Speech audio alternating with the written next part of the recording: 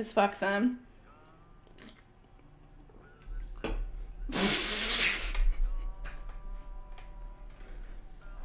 All right. Hello? No, I'm here. Tailbone Breaker just subscribed. Tailbone Breaker, thank you for subscribing. We love to see it. Oh my god. Clint, thank you. Thank you.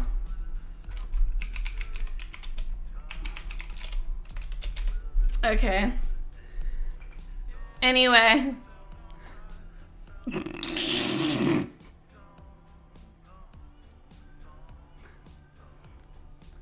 Wait, so did I not go off long? Like, okay, so was I not offline long enough? Was I not offline long enough to make sure everybody got a second notification? Hi, Chai. What's up? I wanted, like, people to get another notification. That's why I went offline. I popped a second. Good. You do that, as you should. Thank you, Robbie. I was having some errors there, and I wanted the people to know it's fixed now. Got electrocuted by putting my power in my own piss puddle, which killed my fan, and then I started to lose O2 because it was 1, 2, 3 degrees.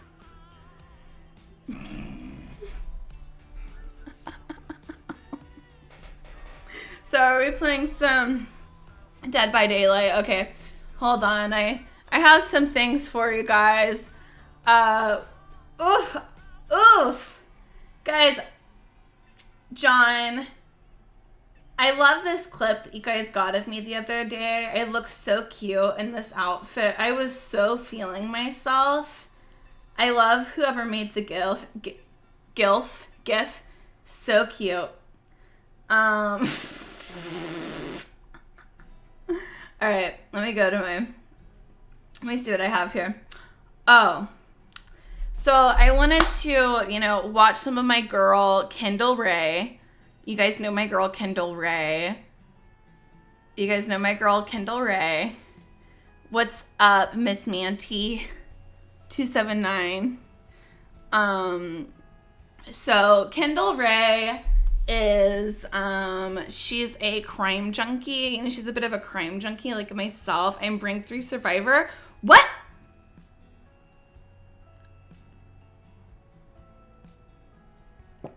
Shut the fuck up. I didn't know you play. I thought nobody actually played that game. I'm not gonna play but I'm junkie. Why? Hunter Biden of DPD. Like, I honestly was trying to figure out what that meant. Okay, so I was like, honestly, something else I wanted to rehash is it's been 16 years since Michael Jackson was cleared of all charges. I wanted to maybe take a look back at that. I was thinking I would do like one of those like really cringe BuzzFeed quizzes because I haven't in so long. And I was like, I don't even know what people do on the computer whenever they stream. And I was like, that seems cool. And then, hold on, wait. Okay. I found this show, and I don't know if anybody has seen this. I don't know if anybody has seen this show yet. It's a British show, I think. I don't know. It's called Super Size vs. Super Skinny. And I just found it the other day on YouTube whenever I was like, I didn't want to get out of bed. And guys, it's so fucking good. It's so good. Like, that's so old. Oh my god. Oh my god, it's so good. And then I found this other one, which I think will be boring. So I'm gonna nix that one. I found this one girl. I'm married to shopping, obsessive compulsive shopper. Love that.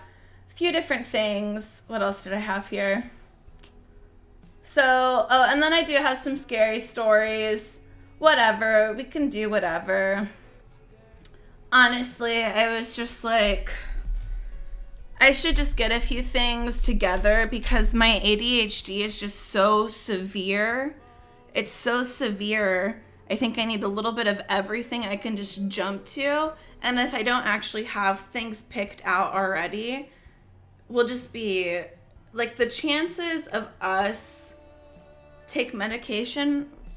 Garlic phone. Guys, nobody wants to play a game.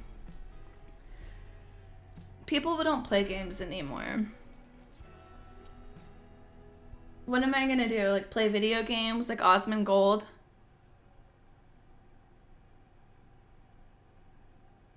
Nobody plays video games anymore. Watch Degrassi. Oh yeah, we're on episode 4, season 1 of Degrassi. Like who?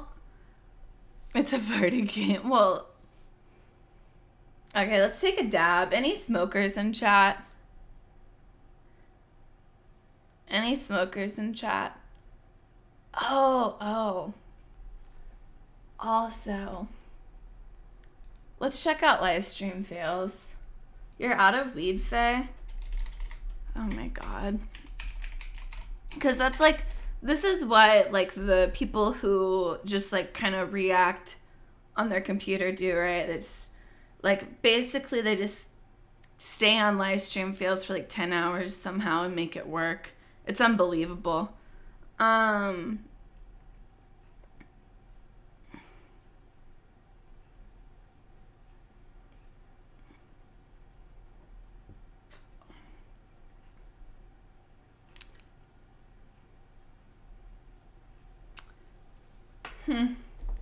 So, I guess I'm too late to react to any of like the Casey drama.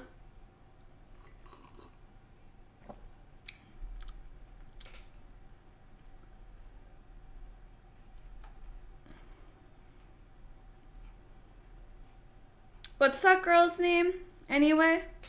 The one that Casey called out. No, not Ashley. Pink Sparkles. It's so funny, because, like, I totally got her mixed up. Oh, Mariah Carey! Mariah_Carey just resubscribed for 15 months. Treasure Walk. Thank you for the 15 months, Mariah Carey. No, I was okay, so I got Pink Sparkles mixed up with this other streamer, and I thought she was somebody else, and I was like, wait, isn't that one who did this and this and this? And I was like, oh man, and I was like, even watching her stream, and I was like, why does Casey even care about this girl? Like, she doesn't even, and I'm not one to, like, viewer shame because I don't even have, like, as many viewers, but I'm like, she doesn't even have, like, 200 viewers. I was like, why is Casey even, like, responding to her? And I was a little confused. I was like, why is this a big deal? And it was totally the wrong person. So...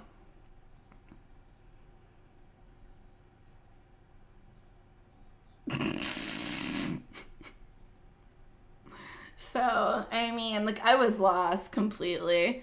But then I figured out who she was. She's a Trumpy. Is that confirmed? Guys, those are, like, not allegations just to throw out there. Come on. Like, is that confirmed? We can't just say that. We can't just say that.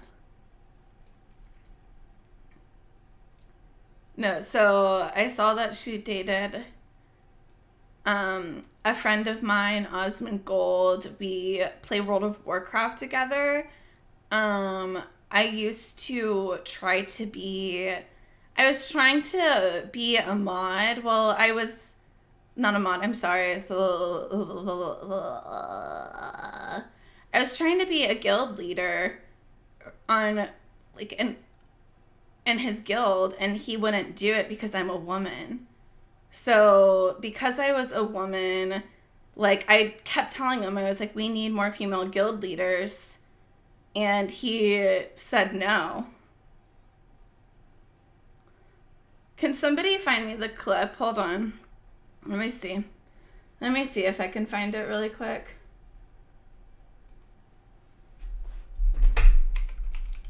You guys think I'm making this up?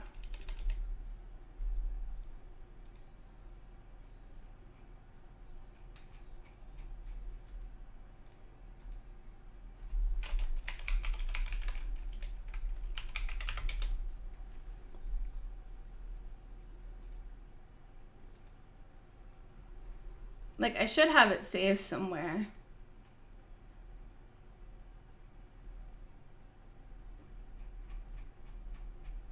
Like, you guys think I'm fucking lying. I'm not a liar.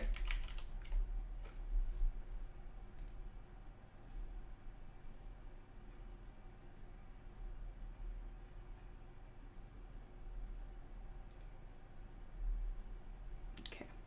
I just want to say, I'm sorry, guys.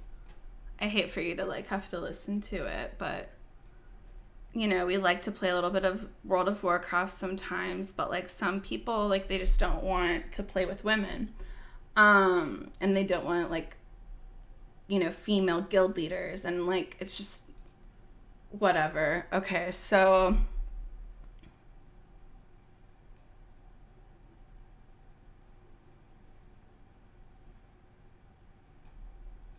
this is about, I think, where it starts.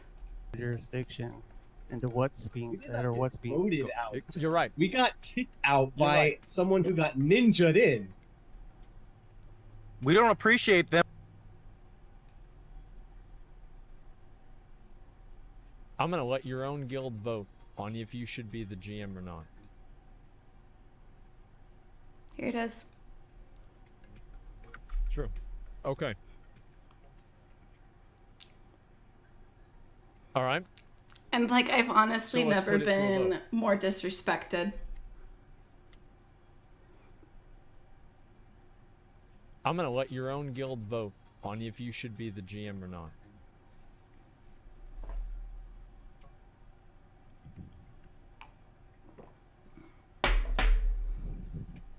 I vote There's no. one vote Listen to no. what they say. Another person says no. Another person says no. Get them out. I vote no. I mean no, no, no. Be gone. Absolutely no. A vote no for the love of God. Get them out of here. No. Get them out. No. Get them out. Get them out. No. No. No. No. Yes, say yes, my boy. No, please. No, fuck this guy. Embarrassing. No, we No, need a woman guild leader. Guild master, Okay, sorry. It was her time. It's her time. All right, settle down, Holly. So, if you respect democracy, and your entire guild is voting against you, where does this leave us?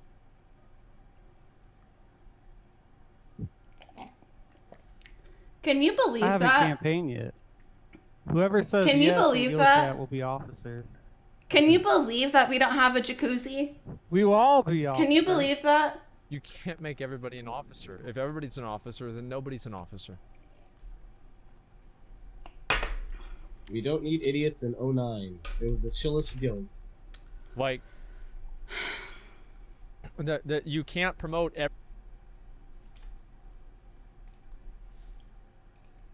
So, that's what we have to deal with. Like, I was denied because I was a woman. Nothing new. You need a bathtub, homie? Wait, are you saying, like, I need to, like, take a bath? Are you saying I'm dirty? Or are you saying you want to see me in one? Settle down. I know, the microaggression. Exactly. You kind of look dirty, not gonna lie. I feel like this shirt looks like cum stained. Like, it's not, but it is toothpaste stained. I, like, always brush my teeth, and this shirt Like, I don't know if any of you successfully brush your teeth without getting it all over yourself. Like, is that a thing? Is anyone successful in that? Hi, iDreams and Memes. What? Do you guys not get toothpaste all over yourself? I literally, like... Oh, I mean... Can you pull up the video of pink sparkles I posted in your Discord?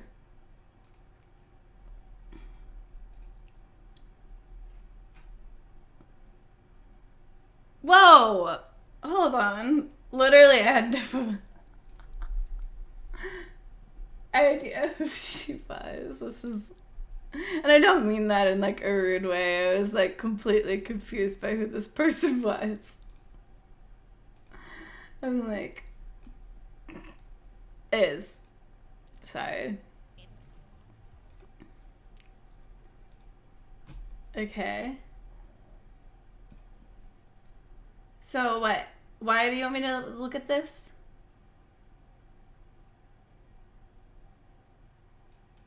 Why am I looking at this? See, I don't fucking AJ. I don't look like that. No, I'm not popping it. I'm not like Caseytron, okay? I'm Pink Sparkles. There's a huge difference. Can you stop comparing every single female streamer to Casey? Can you stop comparing her to every single streamer? No, don't. You know what? Just because I turned down the donation amount doesn't mean you should fucking spam me with this shit. Don't spam me with this shit. Please don't fucking spam me with this shit. I'm not being DDoS. If I was being DDoS, I would be offline right now. Was there something I was supposed to see? Is that it? Oh, wait. Is that it?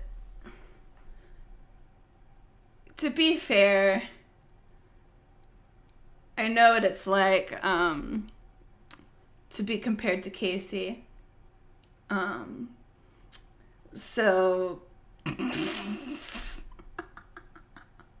I know what it's like to be called Casey every time you speak.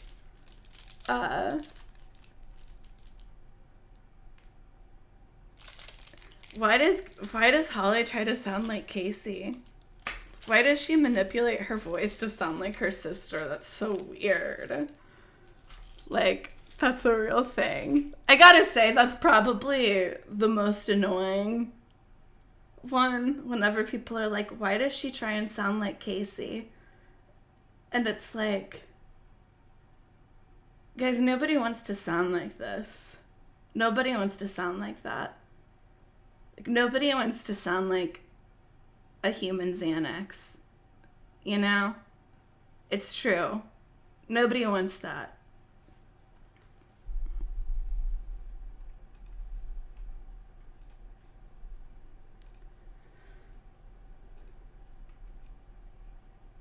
Okay, do you guys want to watch this show or not? It's called Super Size versus Super Skinny. I want to watch it. Tonight. Or do we watch my girl Kendall Ray first? Solo showed it first? Damn. Of course, Solo found it first. Now I want to watch you fumble with your weed. Oh yeah, I haven't even taken the dab. I heard you're a Fortnite gamer. Hey Ash Hunk. Guys, Miss Kendall Ray documentary first, or T by Lex videos, like T-Lex.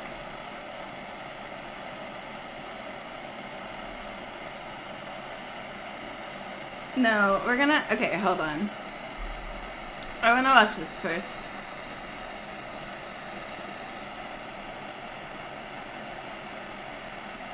Anyone else think dabs are super shady?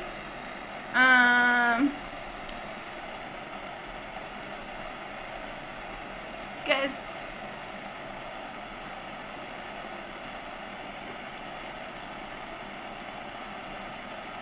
I think dabs are kind of cleaner. Oh, hey. Beats 420 just resubscribed What up, for 14 bestie? months. Holy shit, 14 months. Can we smoke to that? We indeed can. I'm about to take a dab. Let me let this thing cool off. Thank you for the 14 months. Dabs last me longer. You know what though? Like, since I'm like a smoker, there's this part of me where it's just like, fuck. And I get a little antsy because I'm not smoking all the time. Maybe it's good for me, but maybe it's not.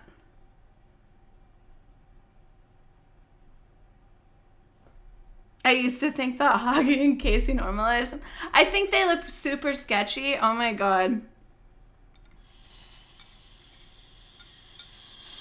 I'm not even gonna lie. Okay, so I'm not trying to sound like cool by any means right now, but truly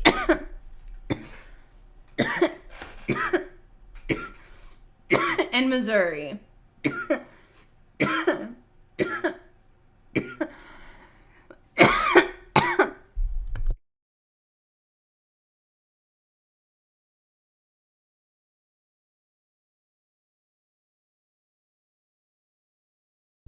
In Missouri, like I was one of the first people in my friend group, the people I associated with. Like I didn't know anyone else who was like dabbing at the time I was. It was like 2012 whenever I like started dabbing, and like nobody I knew really was at that point. So I was always super like embarrassed to like heat up a dab in front of anyone that like was from outside of my friend group, you know, who didn't really know what dabbing was. Like the first time like I brought like this girl over that I was friends with, like she like came over and we like spoke a little weed, and I'm like, have you ever taken a dab? And you look like you're doing crack, right? I know. Okay, I know. And like we're like 18, and she's like, good. She's like, no, I don't know what that is. And I was like, so it's like marijuana, like THC concentrate, like hash, but you heat it on this hot nail and smoke it through a bong. And I was like, I'm not asking you to do it with me or anything. And I was like, I just don't want you to think I'm doing crack. And she was like, okay.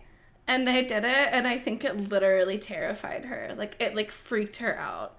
Like with like the blowtorch, like just imagine. Like somebody just pulls this out like around you. Like what do you fucking do? Like, you know?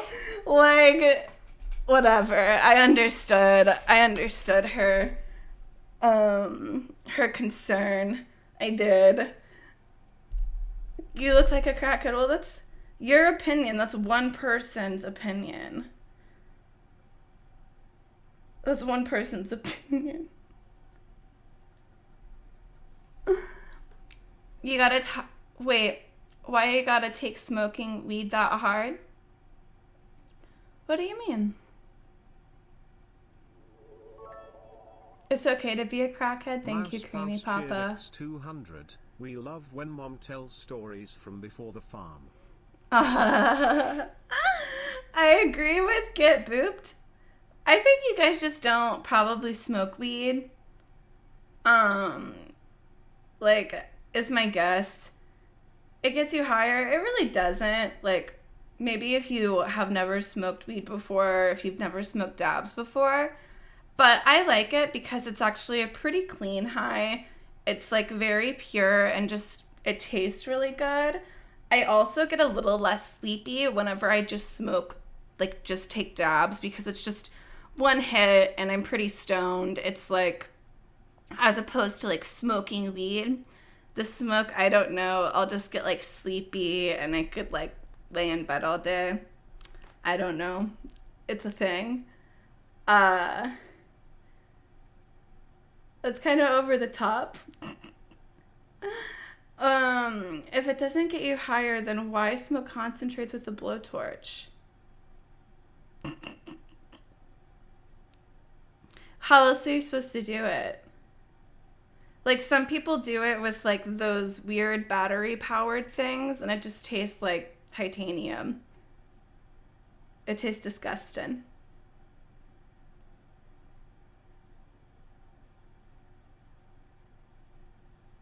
So hold on. Let me see if there's a real quick. Let me see if there's like an educational video, because I think you guys are just like, you just don't really understand. And I'm not hating on you or anything, but there's really just not much of a difference. Why don't you just put it in the microwave? Okay.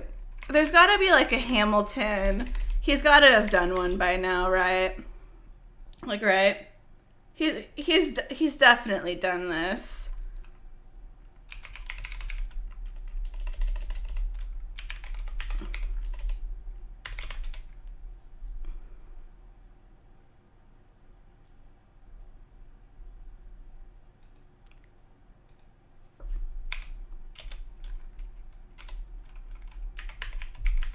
You know, he's like, I don't fuck with pussy drugs.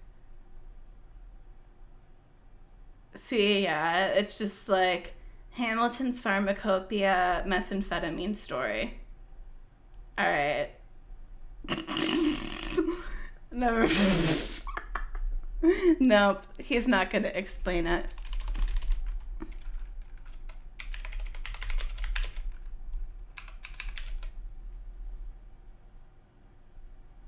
Here we go. If you're a parent.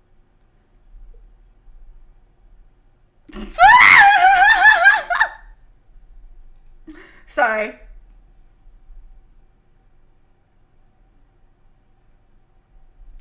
Guys, like,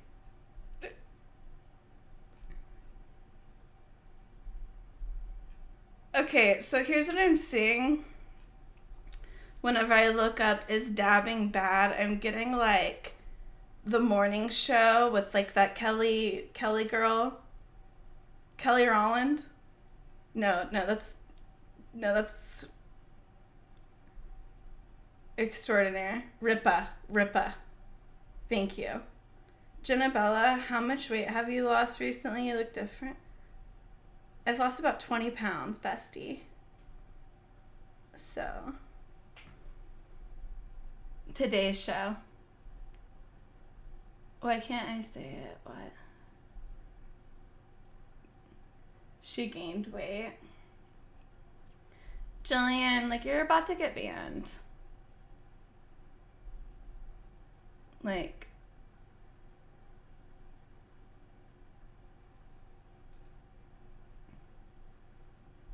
how do you like that, bitch?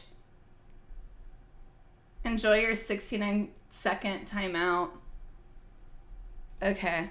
Anyway, like, let's get back to what's important. All right? Let's get back to what's important. What? Oh, okay. Here we go.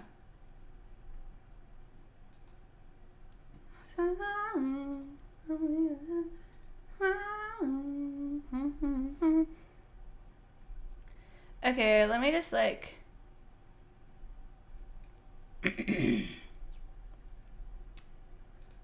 Alright, so this show, this is called Super Size versus Super Skinny. I think the concept of the show, from what I understand, is basically they take a person who is super skinny and super size and they swap diets for a week. Tonight on Super Size versus Super Skinny, large helpings of tension as a portion packing beauty queen. I can't believe you don't have any food. First of all, guys, no hate. She's gorgeous. And he has charm. all day. Swaps diets with a super skinny tea addict. It tastes horrible. It's water. Hold on. So he drinks tea. He's addicted to tea. He's addicted to tea. Write that down. Our supersizer heads stateside for a stark lesson on the headache obesity can bring. You know, deep in my heart, there's a part of me that still blames myself for it. Emma Wolf continues her investigation into eating disorders, meeting a woman who's reportedly the world's thinnest. I didn't think that anything was wrong until it was too late. And in Oh Las my Vegas, God. Dr. Christian. Yeah, so this show really goes all over the place. This show really goes all over the place. I gotta say, it's like one extreme to the next. So you don't take time to make cash, but don't like concentrate. So you take time to make hash, but don't like concentrates. What? You realize they're like, it's like the same thing, right? Except like concentrates are much cleaner. Come on, bestie, get it together. That's the latest in bariatric care. I can see the staples from our original surgery right there. I'm just like, Coming out now.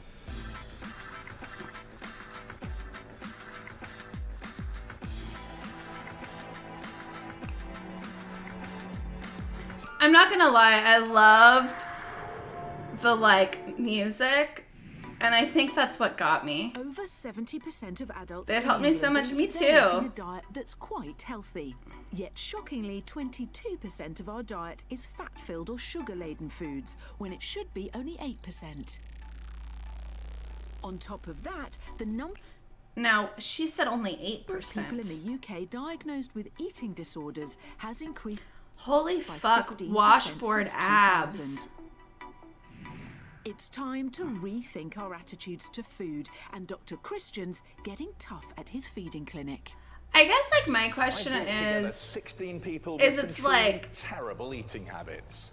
oh my god, this is so triggering. They are not doing this. Are they really gonna weigh them all in front of each other?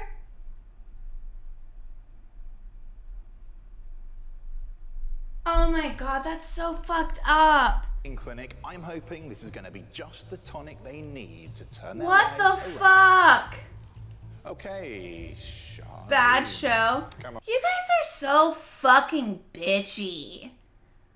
Bad show. Bad show. Bad show. Jesus. I'm gonna Can we call just you watch? with Mick then? Hello, pleased to meet you. Angie, You're big.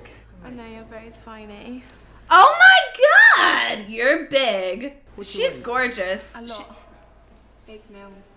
I drink about 25 cups of tea a day Oh my gosh. with 5 sugars. 5 sugars? Do you have any biscuits with it? No, nothing at all during the day. What? I'm What? embarrassed to give you my food. Big portions. Big, very big portions. I think I'm in trouble. Yeah. She drinks 25 cups of tea a day. Oh my And 5 god, sugars that in would each like. one. It's Whew. crazy. It's like over I could 100 not. teaspoons of sugar a day. When I found First out of all, she's what hot. First size of all, she protein is. Darlene takes, it really, And look, really I feel like those of you who have an issue are fat phobic. And that's a whole other thing that we need to talk about. Is the tea guy considered orthorexic? Honestly, I don't know what orthorexic is. scared What me, is that? And to go from small to extra large, I'm terrified. Orthorexia is a disruptive obsession with healthy eating. Now that hyper focuses on the quality of food in your. I doubt it because he's just drinking tea, so there's no way he's concerned about like healthy eating because he's not getting proper nutrients for his body. Darlene is the queen of massive portions, whereas Biker Mick survives on just one meal a day and He endless takes cups 5 of tea with sugars. sugar. That's not I'm that hoping that much. their time in the feeding clinic Wait, will show how- them just how I mean- extreme their diets really are. I've taken 5 sugars and 1 cup of Both coffee. Charlene tips the scales at 22 stone 3 pounds, and at just 20. What is that? 22 stones, 3 pounds.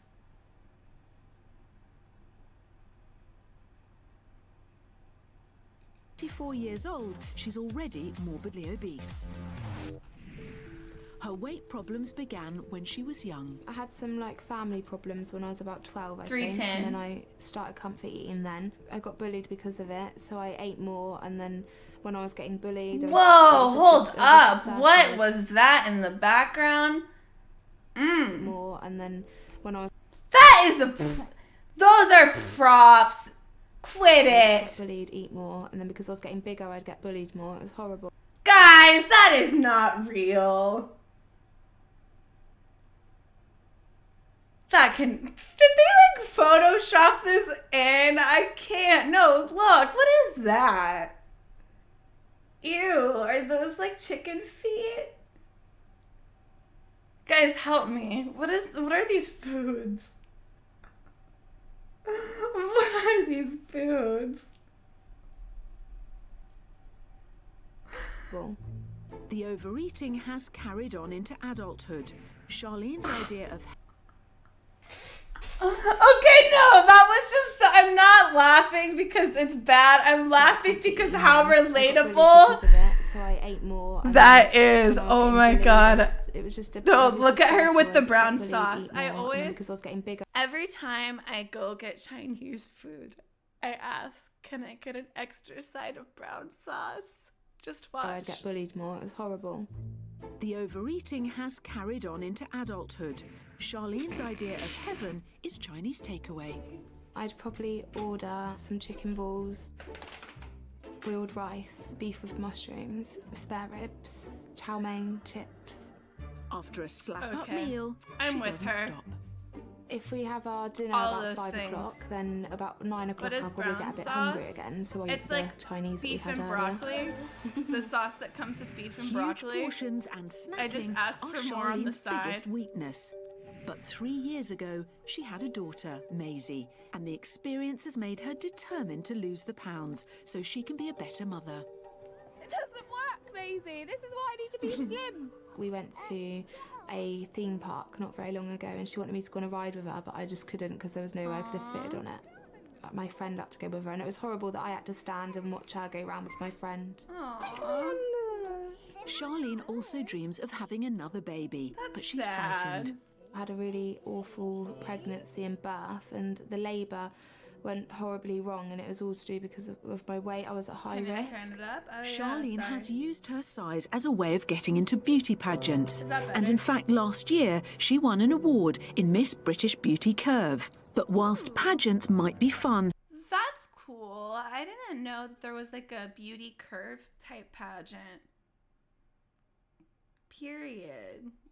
Charlene's Gran Joan knows that losing weight is crucial for her long-term health. I'm a diabetic, and I wouldn't want Charlene to get what I've got because it's not nice.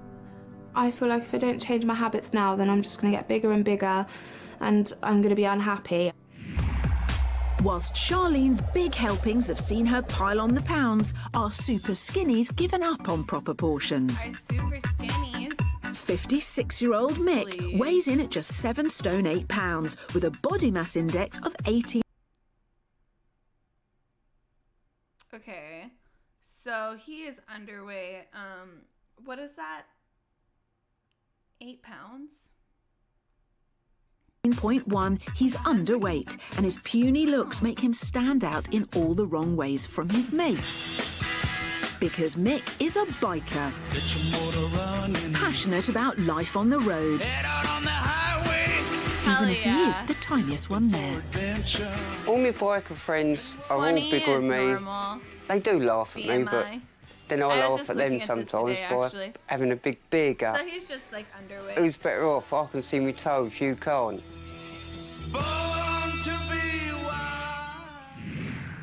Behind the laughter, Mick wishes things were different. I would love to put on a bit more weight. It'd feel better on the bike and it make me feel better in myself. But Mick's chances of getting beefier are slim if he doesn't change his ways, because his daily diet is extraordinary. I get up in the morning, just a cup of tea. Look at all those. Oh, look at the little cats. This guy's relatable. Look, oh, look, he has like another, and look at this little magnet. This guy's so lovable. Like, he's a sweetheart. Look at him. He's a coffee cup collector. With 5 sugars. Don't eat nothing during the day whatsoever until late evening. And even then, it may just be a quick My dad's actually gained cheese and weight tomato recently. sandwich. That'll do me for 24 hours. Mick downs an astonishing 25 cups of tea every day, and he puts 5 sugars in each one. I can't drink tea without sugar. Cubes. He's I've a lived with fucking it for expensive king. since I was 12, 13 years old. I'm now 56 and still the same weight and waist size. Mick's now been surviving on 1 tiny meal a day, plus oceans of sweet tea for nearly 40 years. His new wife, Annette, would like that to change. I try and encourage Mick to eat a little bit healthier, and have less sugar, but so it's falling on deaf ears, I'm afraid. Fueled by sugary tea during the day, Mick's convinced himself he can't eat. I like food, but I just don't need food. My stomach just don't want to know.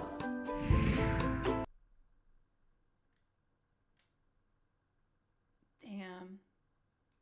Soon, Mick will see if tackling Charlene's meals in the feeding clinic can persuade him to down fewer cuppers and start eating sensibly. Casey's back, like back. But first, Dr. Christian has some shock treatment for Charlene.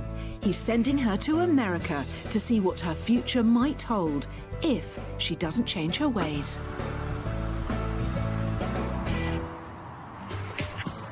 Charlene's heading for Peoria, Illinois, in America's Midwest, for a taste of the extra, extra large way of life. My name is Melissa Bushnell. I'm 38 and I weigh 32 stones, 4 pounds.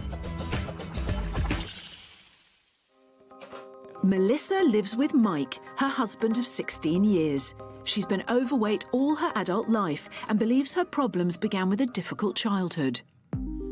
In my home as a child, food wasn't always available, so when I was somewhere that there was food, I tended to just eat and eat, like there was no tomorrow. When there was food, it became very much a comfort for me. I'm definitely a food addict. Melissa has developed weight-related health problems, which are serious and distressing. My back hurts pretty much constantly, and my knees tend to just give out. Feetwork Empress just resubscribed for 12 months. I'm a Holly Stream addict. Aww. Thank you, Twerk Empress. Thank you for the 12 months. We love that. Some addictions are good. Mouse. I literally just cry when I get out of bed. The pain is so great. Some days I just want to give up. I mean, it's tough watching her be in so much pain. It really is. I mean,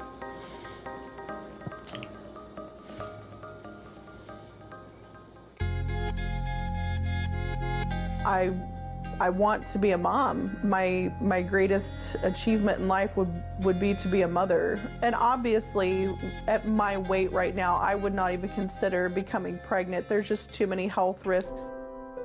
Melissa's longing for a child is compounded by a miscarriage she suffered in 2004 and the guilt she feels. I can say that I don't blame myself, but I do. Deep in my heart, there's a part of me that still blames myself for it. I was so unhealthy when I got pregnant. I was smoking and I wasn't taking care of my diabetes at all. Each year, she and Mike mark the anniversary of when their daughter would have been born. Dude. Baby girl, we know you're in heaven. Chotosaurus. No, I was looking, whenever I was watching the show earlier, I saw that there was a show called Triple XL Generation, or Generation Triple XL. Have you guys seen that? With it's on the Oprah Mom Winfrey Network. Grandma, and we love you. We'll see you again someday. I'm glad that she wants to get healthy before Charlene's reflecting on her role as a mum, as it's her first big trip away from daughter Maisie. She's determined to stay positive. Yeah, I think it would definitely be worth it. I'm sure Maisie will be very happy when she's got a slim mummy that can run around with her. She lost the baby. Yeah, she's. Hi! Hi, nice to meet you. I'm Melissa. Hello, Melissa. What's your name? Charlene. Oh, nice to meet Hello. you. Hi. Thanks for coming over. The women start by swapping life stories. When I was your age, I was about 250 pounds, which I guess is about 17 or 18 stone. I'm heavier than that now, so it does worry me that I'm so big already. I've got a little girl called Maisie. Oh. She's 3. Oh, that's beautiful. We haven't had a family of our own yet, so I'm hoping to lose enough weight that we can either adopt or, have a child on our own. So, do you have any health problems? Not at the moment. That's awesome. Melissa wants Charlene to realise how her health may be jeopardised if she doesn't change. Melissa already relies on an insulin pump for her diabetes and a host of other medications. This is my drug box. This is a diabetes pill. And then I have a high blood pressure pill, a thyroid pill, a water pill that kind of helps keep the fluid off me. And then I have the broken up one.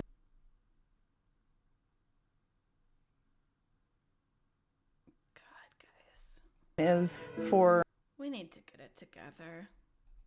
inflammatory, like for your joints, and a cholesterol pill. All these things pretty much have to do with my weight. I'm heavier than she was when she was my age, so I'm going to be, if I carry on, I'm going to be heavier than what she is now. So I'll need all of the stuff that she's got. I've just told myself that I'm not going to have another baby until I've lost weight, because when I was pregnant with Maisie, loads of stuff went wrong and I almost died. So that's why I'm really scared about doing it again. So I just want to make sure that I'm smaller and healthier. And it's something that I really, really want. I want to be a mom so bad. That's the greatest desire in my heart.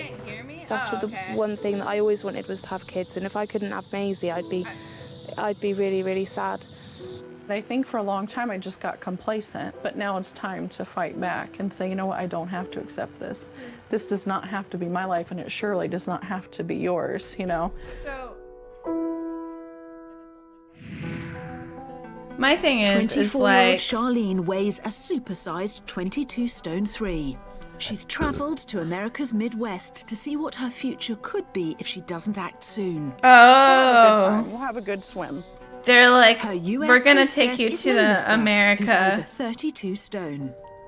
Bam. Melissa is They're trying to lose fucking- weight and improve her health to prepare for having a baby. Part of her exercise plan is Aqua Tai Chi. Water provides support for people with back and joint problems like Melissa. They're going to your house right now. I'm like, yeah, Who? I'm burning calories. And it's better than being on land and running on the treadmill till you feel like you're gonna fall off, As the two compare notes, Dr. Christian is en route to Peoria to meet them, hoping they've clicked. I've paired Charlene and Melissa together for really one thing that they have in common, and that is children. Melissa would love to have children, Charlene would love to have another, but for both of them, their weight is holding them back. Just as he hoped, the desire for children is bonding the women. I just know I want to be a mommy no matter how it happens. And, part of that is that I know I have to lose weight so that I'm healthy enough to care for a child. For Charlene, longing for a Calorie second counting child, Discord it channel could be a win. I timely don't. We message. should do And that. Dr. It's Christian's true. come to make sure she gets it. Hello. Hi. How are you, Charlene? I don't appreciate this doctor that they hired, honestly. Hello. Nice to see you. Hi, Melissa. Nice to meet you. They're just trying to rub the it strange in. doctor from England. Dr. Christian wants Exactly, to so understand how Melissa's they're experience trying to of rub it miscarriage in. is affecting her. I was not taking good care of myself, and I was taking care of my mom. A guy almost dated kept his food diary in a private So I was Discord. taking care of What's her wrong when I with got that? pregnant. And I was taking care of someone else when I should have been taking care of myself. And I was so happy, to find out I was pregnant. You guys days after fucking Christmas. are like Oh no, like, let's watch Hoarders, something 5 times more fucking depressing. Like, God, you guys always want to fucking watch Hoarders, and Hoarders is literally the most depressing shit I've seen in my life. And then, I'm sorry, I've watched I like this shit. Yeah, these people are fat phobic, Chotosaurus. Then, like, I can relate to this.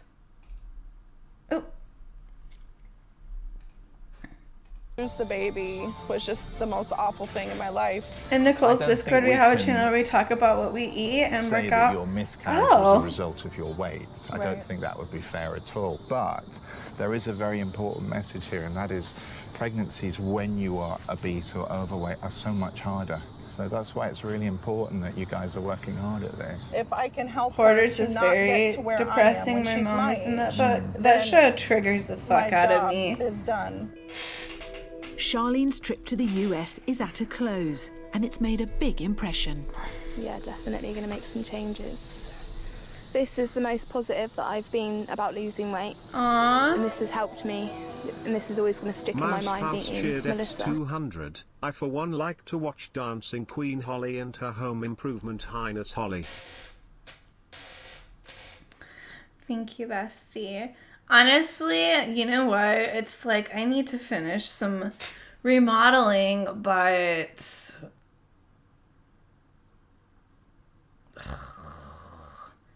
let's be honest, we're not fucking vibing with it. Can we watch Dance Moms? No. I'm not watching Dance Moms. Has Holly finished one project? Shut the fuck up. You little bitches could never. You little bitches could never do what I did. I pulled out all of those fucking top cabinets. Fucking pulled them all out. I tore out a fucking wall. I painted all of these cabinets by hand. Cleaned them out.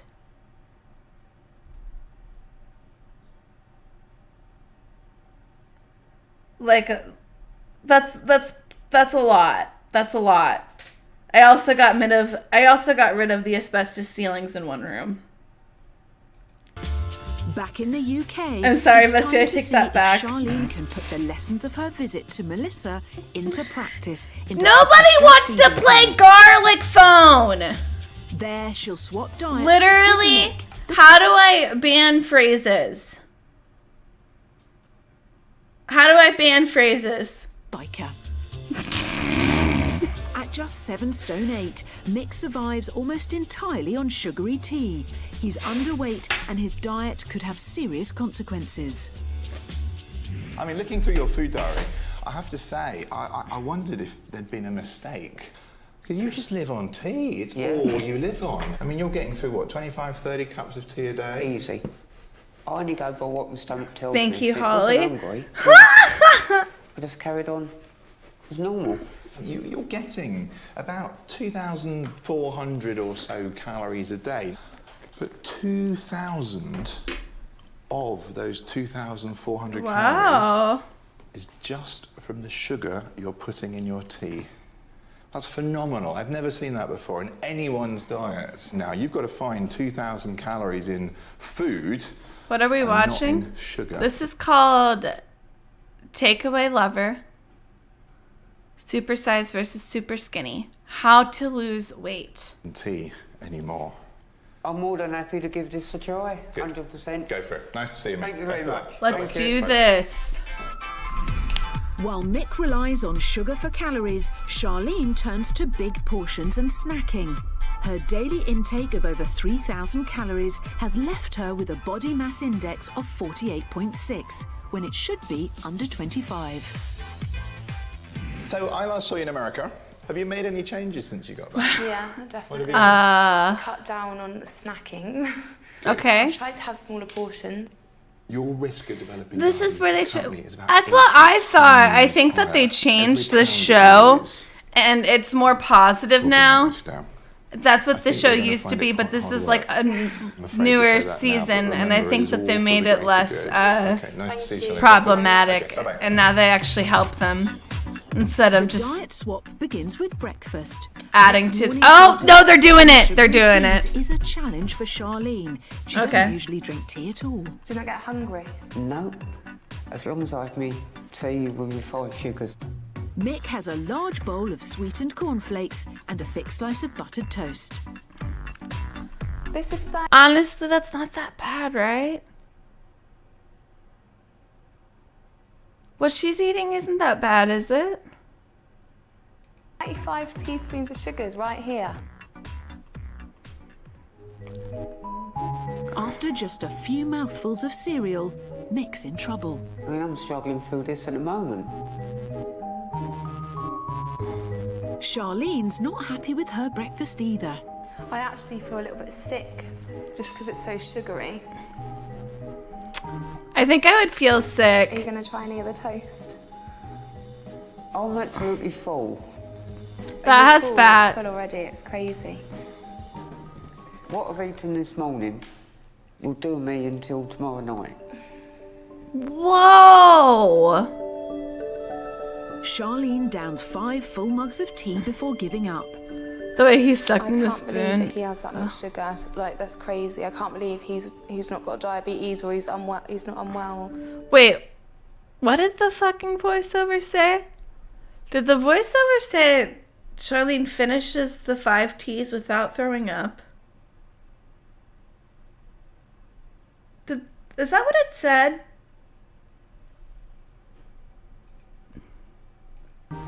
Before giving Are you up. going to try any of the toast? Don't have any food all day. I'm frightened. Like, that's crazy. I can't believe he's not got diabetes or he's unwell. He's not unwell. I was just like, I was like, this is so bad. What do you mean before throwing up? I was concerned. Dinner time brings Charlene another 7 sugary teas. Okay. For Mick, there's a mammoth plate full of lasagna with Oof. half a garlic and cheese baguette. I don't feel What, not even any of the lasagna? I'm just hungry. I can't believe you don't have any food all day. I'm frightened to even take a bite of it. Oh, that looks fucking good. I can't eat this. This will make me ill. My stomach's rejecting it. And what about your garlic bread? After nearly 40 years of not eating properly, it seems Mick's just not able to stomach the idea of eating a full meal. Just can't eat no more. My stomach's just I want I'm that. done now. I can't drink anymore. Charlene's persistence has got her through 3 Oh. mugs of tea, but it's been a long and difficult day. and she's not happy with Damn. Mick. I think he had like 3 or 4 spoonfuls of lasagna. It's called super Tiny little size bite or of super garlic bread. I just don't skinny. think he was trying. They're trading I diets. really want to try and put on weight, but it just seems to be a brick wall at the moment that's stopping me. It's Damn. telling me I'm full, I don't need food. Dr. Christian's very concerned. All by he Mick's drinks is failure to tea eat. He and steps in sugar. with shock tactics in the hope they'll make him try. I've worked out what you get through in a year.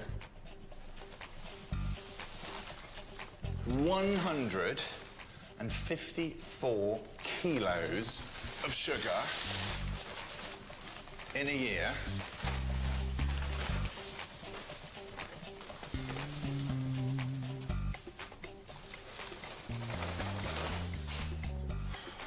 This is just what you're putting in your cups of tea, mate. Does that shock you? Yes, it does. This sugar makes up 80% of the total calories in your diet that you're getting. Nutritionally, what's this giving you? Not a lot. Seriously, not a lot. Nothing. Nothing at all. I mean, yeah, there's energy in it. It's a carbohydrate, isn't there? Vitamin, mineral, Guys, nutrient, protein, anything that I'm to build scared. You, repair you. It's nil. Nil is the answer. I'm going to change. I've got to change. It's not good for me, and this is a proof.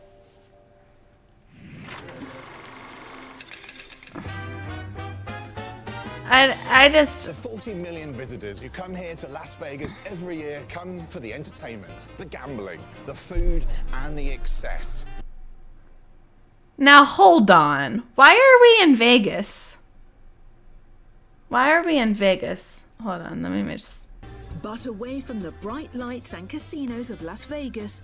Okay, this is a family-friendly show. Year, there was a reported 80% rise in this is a weight loss family-friendly surgery, show. with Sin City fast becoming. Are you guys bothered by seeing the... Here, I'll turn that part off. No. The go-to destination for bariatric procedures. As Las Vegas becomes America's I changed my capital for mind. bariatric surgery, more and more techniques are being tried and tested to make surgery and recovery times quicker and life generally easier for the patients. Hi, Bubblesar. With a near doubling of business over the last year, here at Blossom Any pay Bariatrics pigs, on y'all? the Come outskirts of alive. Vegas, they're Come pioneering a on. new way of checking up after a lap band has been fitted or after a gastric bypass. 41-year-old Bridget is visiting the clinic to undergo this groundbreaking procedure that will see how her stomach is faring after major weight loss She's surgery. pretty skinny. So Bridget, Oh, you're okay. coming To have what done today? She's having a checkup. Hey, Zalizzle. TNE, transnasal endoscopy. What is that? A little tube up the nose, down Oh, into they're the gonna take it out? To see how things are doing in there, making sure I don't. Zalizzle. Zizzle just resubscribed for 11 months. Please clap Oprah's. Please clap. Thank you. Thank you. I don't want to see the tube in her Are you nose. worried about it? Oh yeah, I'm nervous about it. Okay, I'll hold your hand. All right. 10 years ago, Oh, Bridget shit. weighed 22 stone, which was dangerously affecting her health. I was borderline diabetes. I had severe feet. She's and a- pain where I was getting injections. She's a recovery story. Zalizzle, thank you, babe. Her stomach was stapled, restricting the volume of food she could eat. She managed Fuck, to shed man. a massive 10 stone in just 1 year. Oh, wow. Gogo Ooh. underscore 420 just Ooh. resubscribed for 13 months. Clap. Go 420. Thank you for the 12 months. Oh, wow. Oh, wow. We have an Anonymous just anonymous gifted 5 gifter? subs. Who's playing? Thank you so much for the anonymous gift there. That's so kind. Anonymous, whoever you are, that's just so cute, so sexy. Thank you. I appreciate it. Wow. Thank you.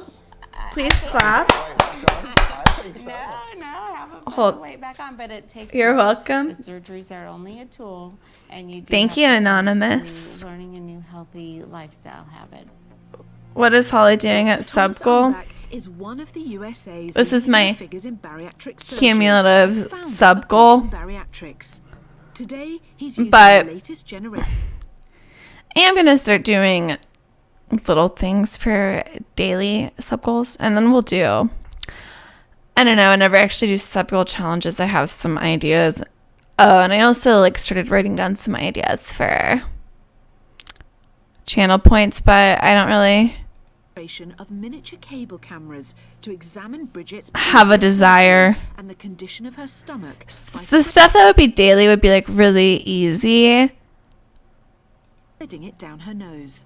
It's the same size as your straw. Okay. Okay? What we'll do is we'll sneak in the nostril there, and we'll drop into the top of the mouth, and we'll go down into the esophagus. Okay? This aftercare tool will help explore and detect any potential underlying Audio problems, clips? such as ruptures or ulcers. By going through the nose and not through the mouth, the gag reflex and possible nausea is avoided. You hear the vocal cords there? Exactly. 10 years ago, it would have been a tube the size of my thumb, probably. Yeah. And we would have had to have an anesthesiologist here. Would have been done in the Wow. hospital. So We've absolutely come do so the far. science. And obviously, all of this technology you need. We've come because so here in Las far. Vegas, you've got a lot of demand for this sort of thing, right? Yes, we're using it to help our patients, which is what it's all about. Although new technology is making bariatric procedures quicker and more successful, when it comes to weight loss, there's still no substitute for healthy eating. It's the next day at the feeding clinic. Mick has only a glass of fizzy water and 3 slices of toast to contend with. Charlene's got through 18 mugs of super sweet tea, only to be confronted with 8 more. I've had a sugar overload, like, my head hurts so bad, I don't even think I can stomach it. Yeah, like I would throw up from that much like caffeine and everything. It tastes horrible. It's just water, fizzy water. Oh, this is torture. That can't be good for you because... It's water, just fizzy.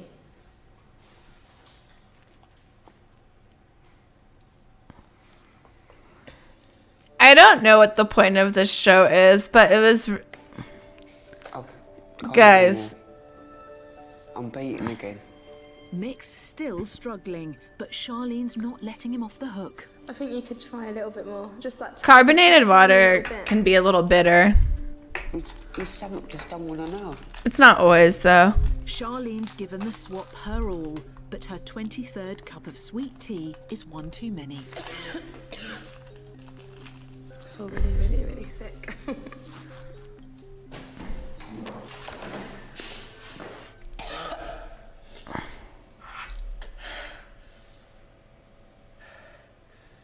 You okay? Yeah. Let's get you a glass of water. Hold on. The fact that his diet has literally made Charlene sick makes Mick realise how hard Charlene has been trying to fulfil the diet swap. Truthfully, I don't She's think I'm pretty, trying as yeah. hard as Charlene, but my brain's saying do it, but my stomach is telling me no. I don't think he's Damn. trying. And it makes me really, really angry when people get given opportunities like this to get some help and they don't take it. Wait. Lunchtime. It's almost Mick wants over. Much more commitment to the diet swap. That means making a serious effort with her mega portion of lasagna, chips, 2 big hunks of cheesy bread, 2 bags of crisps, and 2 chocolate biscuit bars. I know I said I'd try, but this is frightening me. Because there's so much. Yeah. That's After good. 3 bites of lasagna, 1 chip, 1 piece of chocolate, and a sip of water, Mick's had enough. I'm absolutely full. My stomach's just not allowing the food to go down. No, that's not her boyfriend. They're just trading Charlene's diets. been unable to face any tea for the first time in the swap, but she's more frustrated with Mick. He needs to Aww. change his he's here because he Guys, did I just see a tear? wants to be, not because I want him to eat the food. I'm disappointed that Mick just We'll put isn't on trying hard enough. Degrassi later. And most worryingly of all, I don't think he believes that he can do it. Even with Charlene supporting him, he's still resisting, and this doesn't bode well for once he gets back home on his healthy eating plan. Yes, more Degrassi. We love Degrassi, Andrew. No, it's true. Change. But he's facing an overwhelming Ooh. portion of kebab, chips, pitta, cake, donuts, and sweets. Oh my god. Charlene gets her first. Oh, that looks so good.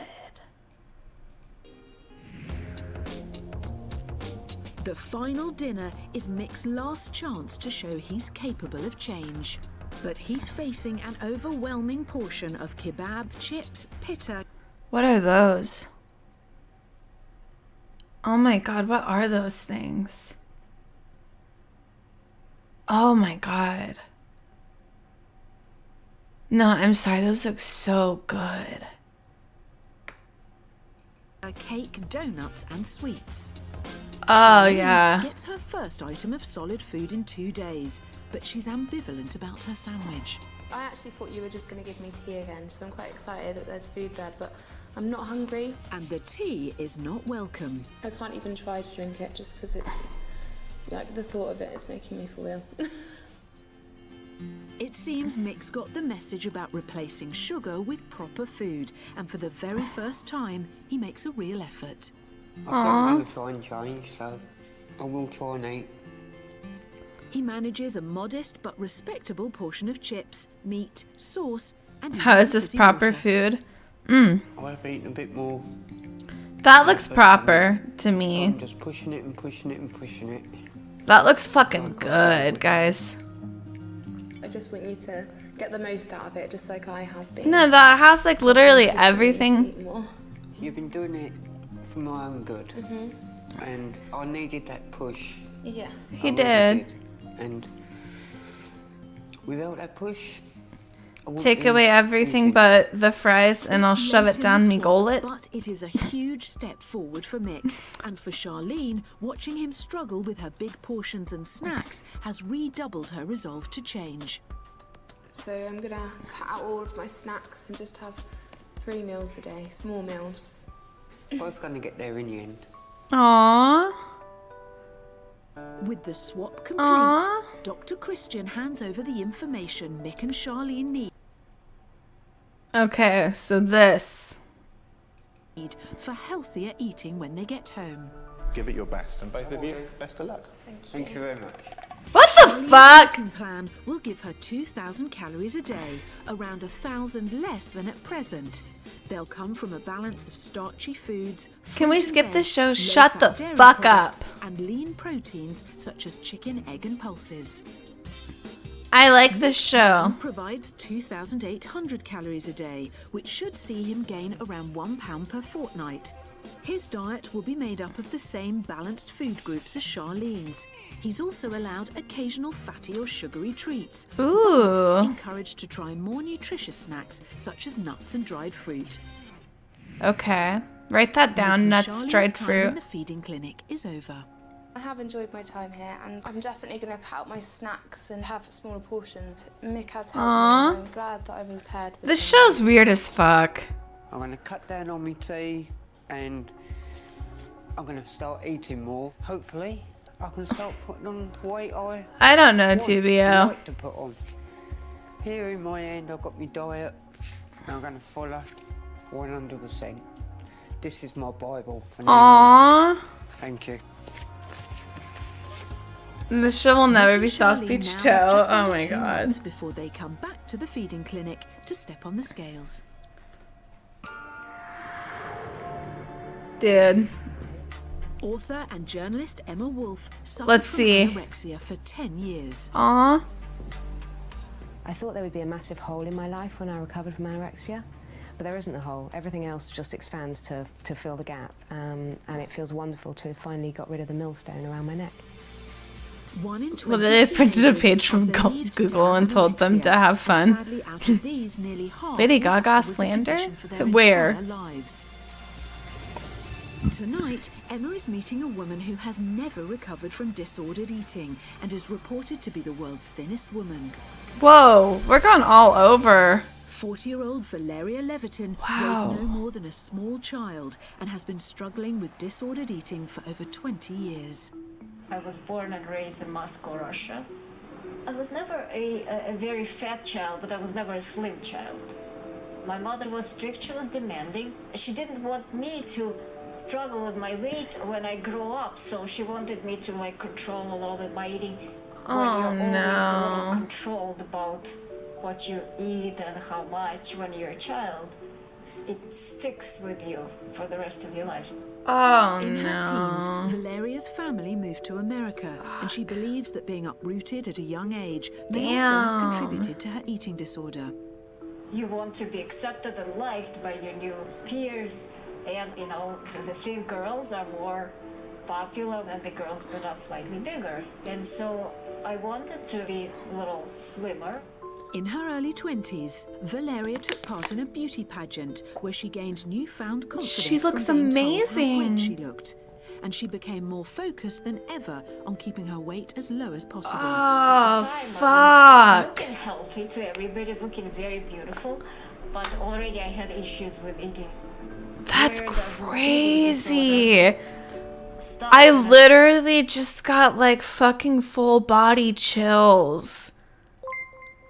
Glasses McDork face. Glass Thank of Milk Face you. just resubscribed for 2 months. Yo. Yo. Thank you for the 2 months. She has really nice hair. She does. She still looks good considering her weight. I'm just like, damn, I have chills right now. Like, no, she looked amazing in that pageant. This is what, like, obsession with looks will do to you, though. Until it was too late. Yeah, it's true, Very lithics. aware of how extreme her look has become. So you lose hair. I think whenever you get really overweight, even too. So is not the greatest feeling in the world because people repulse when it's more upbeat. I'm sorry. When have I ever watched anything Valeria wants to upbeat? share her story. Today she's meeting with mental health charity Mindful When have and I- a group of this parents is to give upbeat. them She's advice getting on how help. to spot the signs of an eating disorder. Damn. People think that there is an anorexic look. There is no anorexic look. There is anorexic behavior, Yeah. which will lead to the anorexic look. So the weight is a mere symptom. It's not the cause or the root of the problem. How would a parent spot them early signs? Any kind of obsessive behavior with food, whether it's, all of a sudden they start selecting very carefully or cutting out certain things. How would you suggest a parent approach their child if they were Did worried I- about their eating? Shut up, or Ace suspected Cade. that they might have problems? I think it should start much earlier. It should be like part of upbringing, part of healthy upbringing. Not focusing too much on food or appearance. Don't focus on the negative. It's important to tell your children that, they are the best. They're good. They're smart. They're beautiful. Wow. The best medicine in the world is prevention. Whilst Valeria has been telling parents about the dangers of Holy eating disorders, fuck. Emma Wolf is making her way to meet her for the first time. She's intrigued to find out why Valeria is warning others on eating disorders when her own is so deep-rooted and apparent. What is it like to live with the label, the thinnest woman in the world? I just have no idea. I feel really quite mixed between fear at meeting her because she's really, really not well. But also, I'm interested and I just want to find out what her life is like. I just wanted to start by asking, reportedly you're the thinnest woman in the world. What does that label feel So the like? show, they switched it to seem like a dangerous shock to their bodies. We're supposed to see at the end of the feeding clinic what happens. I never went to any kind of competition for it, that's for sure. Wherever Valeria goes, she gets stared at. Do you care when people stare at you? I don't know. We get used to that, but Damn. after all. Valeria is adamant that her health is improving and she's motivated to get better. Anorexia is purely in your mind when you try to be thin. I don't try to be thin anymore. For you, do you think it's gone too far that you just can't get back to a normal weight, or do you think that you will gradually? I will gradually. You will? You really believe that? That the longer you damage your body, then even when you want to become normal, it's difficult. There is food that I like and there is food that I can eat right now because of the state where my body is. How do you fix this? I mean, Despite the fact that Valeria's therapy, eating disorder is deeply entrenched, she she's working hard to put honestly others should off be in food. like a rehabilitation center, in my opinion. I don't know. I mean, there's recovery centers for people. But I know that's really scary. In the same way. I think she's somebody who would be Advocate that you necessary don't for want to go that way. inpatient. You don't want to go down that path.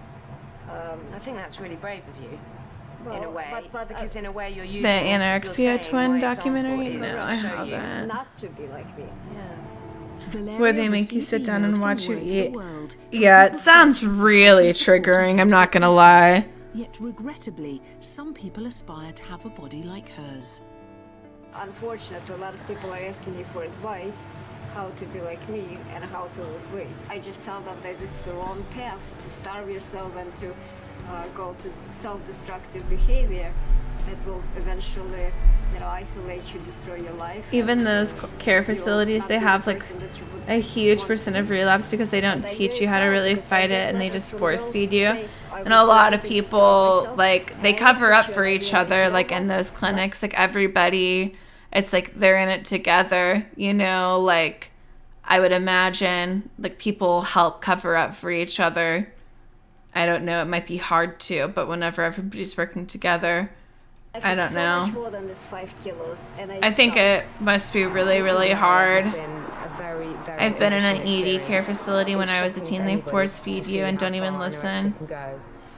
to your And so wants or she is needs, helping and they others just as see you as a warning to walking what disorder. eating disorders can do. That's awful. Absolutely Yeah, take and your like breath away. I truly don't know Just under how 2 people months ago, overcome Dr. Christian gave healthy eating plans to Charlene, queen of eating the disorders to mega-portion, that and Nick, degree. a tea junkie. Today, they're back at the clinic for a progress check. I'm feeling nervous about the way in today, just because I hope it's. Oh my god, she looks great. She looks like she has lost some weight. Already do, He looks though. like he's I've gained. put on a little bit of weight with all the hard work I've put into it. Charlene, welcome back. You look very, very well indeed. Thank you. So what's new? I go to the gym every day. Really? Yeah, sometimes twice a day. Yes. And I've just been planning my meals. I've started making everything from fresh, and as everyone knows, my favourite food was Chinese, but I've learnt how to make a healthy way at home. Yes. Portion size is cut down a lot. You're not starving hungry all the time? If I get hungry, I just snack on fruit. We talked a bit about when you had Maisie, your first child, and now I think you're a bit nervous about having another, but you would like another. Yeah. Do you think with what you've achieved so far, that confidence is going to come back? Yeah, when I've lost some more weight, I do definitely want another baby. Good, I'm pleased. I think you're looking great. I think you've definitely made some changes for the better to your life. Whether or not you've lost any weight, we won't yet know, but I'll tell you in a bit. Whoa. Welcome back. It's nice to see you again. You too. It's only been a relatively short time since you were in the feeding clinic, but what changes have you made in that time? Let's see. Drinking about 25 cups a day. You I'm were? down to about 10. Don't you or like 12 this guy? a day. Mick, that's good. With only 3 sugars. Red is That's his a big color. difference, though, to Red be is fair his to you. color, and not Haven't everyone eaten can say that either, and that's the I've not truth. eaten enough food. You do? I have a pasta salad or tuna salad, then a roll mid-afternoon. Yes, then my King. meal, Then Look at him. snacks of the night time. Is this something you think you can keep up, though, to Oh, 6 definitely. months? Good, I'm pleased. Well, very soon you will find out whether it's worked or not. It's time now for Charlene and Mick to compare notes. How are you? Oh, fine, thank you. You look really well. So do you. So have you been able to cut I wish down they your tea focused and more on sugar? helping these 12 people. cups a day. Yeah. And 3 sugars. That's really good. Exploiting them. Your food. Show 10 minutes of I progress. followed the plan religiously. Well, how are you guys doing? Good to see each other again. Wow. Yeah, you look lovely. Quattro just Junkie. subscribed for 6 months. Quadro, thank you for the 6 months, bestie. That's half a year. That's like beautiful. I appreciate it. Thank you so much. Junkie, like honestly, you would only be happy if this was like an anime. Like, I know what you watch. So, this is the big moment. When you find out, has all the hard work that you may or may not have done, Mick, I don't even watch anime. So I'm What? gonna choose That's you, not Charlie, true. first. Do you think you've You lost and the weight? movie sluts just watch anime. That's What all. would you like in an ideal world? Like a stone. Well, you have lost a stone. That's You ducks? actually Oh. lost 2 stone and 2 pounds. Oh my god. Oh my god. Is that indeed. 22 pounds? How do you feel about that? Really good. Congratulations. Really good. What do you think, mate? Oh, well done. 2 stone, 2 pounds is phenomenal. 30 And pounds? You said your clothes were feeling a little bit looser around the middle. Yes. Because you have lost 8.5 inches. Oh from my around your tummy. god. Wow. Love that. That's a lot. Yeah. You've done fantastically. Yeah. Well done. Thank you. 1 stone so is Nick, 14 you've got pounds. to, That's my turn. Wow. match that sort of a standard. Do you think you're going to do it? Interesting. I hope I have. There's a bit of a result for you. A bit. That's good then. It's more than good, Mick. You've put on half a stone. Wow, Half a stone is a huge amount that's good. in such a short time. So those changes that you made are working. Weight gain is possible. Yes. Even if you're a little bit older and more stubborn and drinking gallons and gallons of tea, you can still do it. And you have. What do you think, Charlie? Yeah, that's really good. Well done. Thank you. Think you'd do that? You didn't. Go really, did off, you? King. I think I could do it. To be honest with you, Charlene, nor did I. And you surpassed my expectations, and that's That's what good. I want. You both actually surpassed Wait, what are my you talking expectations, about, so I'm very, Salizzle? very pleased. Well done. I was so shocked when Dr. Christian said over 2 stone. I was hoping for a stone. So now that I'm losing weight, hopefully this time next year, I'll be healthy enough to have a child. The anorexic died since the show aired. I didn't That's think it sad. was possible. Well, now I know I can gain half a stone. I'm Wait. going to carry on and hoping I'm going to Okay, so they actually over don't the stone mark. do a follow-up with her. So they're like, we're just not going to mention that.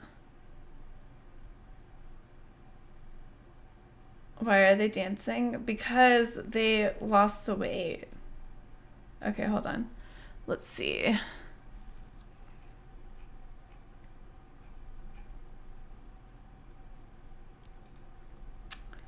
Okay. So there's 2 Kendall Ray options, and I'm torn. I'm torn for both. But this is like her latest. Like, this is like one of the ones I know she's like really trying to like.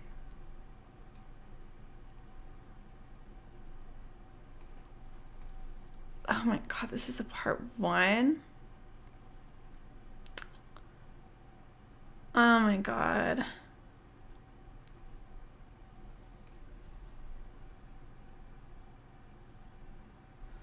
Okay, we'll do this one next. Today's video is brought to you by Casetify. Oh my God, love Kendall. If you guys don't know who Kendall Ray is, she's like my girl. We love Kendall Ray. Okay. Go to casetify.com/Kendall to get 15% off. Go there. What are you glowing? Hey guys, welcome back to You're glowing. the Are you with channel. child? So No. Today, I'm covering a case that has actually, I don't think it's been that highly requested. I just found it in my request box. And I'm glad I looked more into this because it is a really interesting case. Okay, and you guys so are gonna have a lot of thoughts on this. I don't know if you guys know this about me, but Kendall Ray is literally my girl. We stand Kendall. If there's any Kendall badmouth, I'll lose it. This is me, Meghan Trainor, and Kendall. We all are kind of like doppelgangers. And I swear to God, me, Megan, and Kendall, like twins. So, Kendall Ray. Kendall Ray. Delusional? What? Why? Meghan Trainor. You also look like Tommy Lauren. Honestly, like, no thank you. But she is skinny. So I'll take that, I suppose. Not Meghan Trainor, the skinny shamer? One, and I am really True crime is truly the lowest form of entertainment. It's my favorite. interested to hear Like, literally my favorite form of entertainment. what those thoughts are. So let's just go ahead and dive right in. Today we are going to be talking about Chad is fucking on one tonight. They're honestly just like never happy with anything. Truly. Like, if I played Garlic Phone, I would be miserable. Johnson. So Cody was born on April 8th of 1998 in San Jose, California, and he grew up living with his mom, Sherry Johnson, and the two of them had a very close relationship. He really loved his mom. Sherry would do anything for Cody, and she wanted him to have the best life possible. So A new DVD chapter. Yeah, I played it a little bit earlier. So he can have a safer and happier childhood. So in 2002, she decided to relocate him to this forest town that's called Kalispell. It's in northwestern Montana, and he really thrived there. This is known as a very low-key, outdoor This one, it's conflicting. place. Yeah. It's a valley known as Flathead Valley, which is between Flathead Lake and Glacier National Park, which we will be talking about a lot today.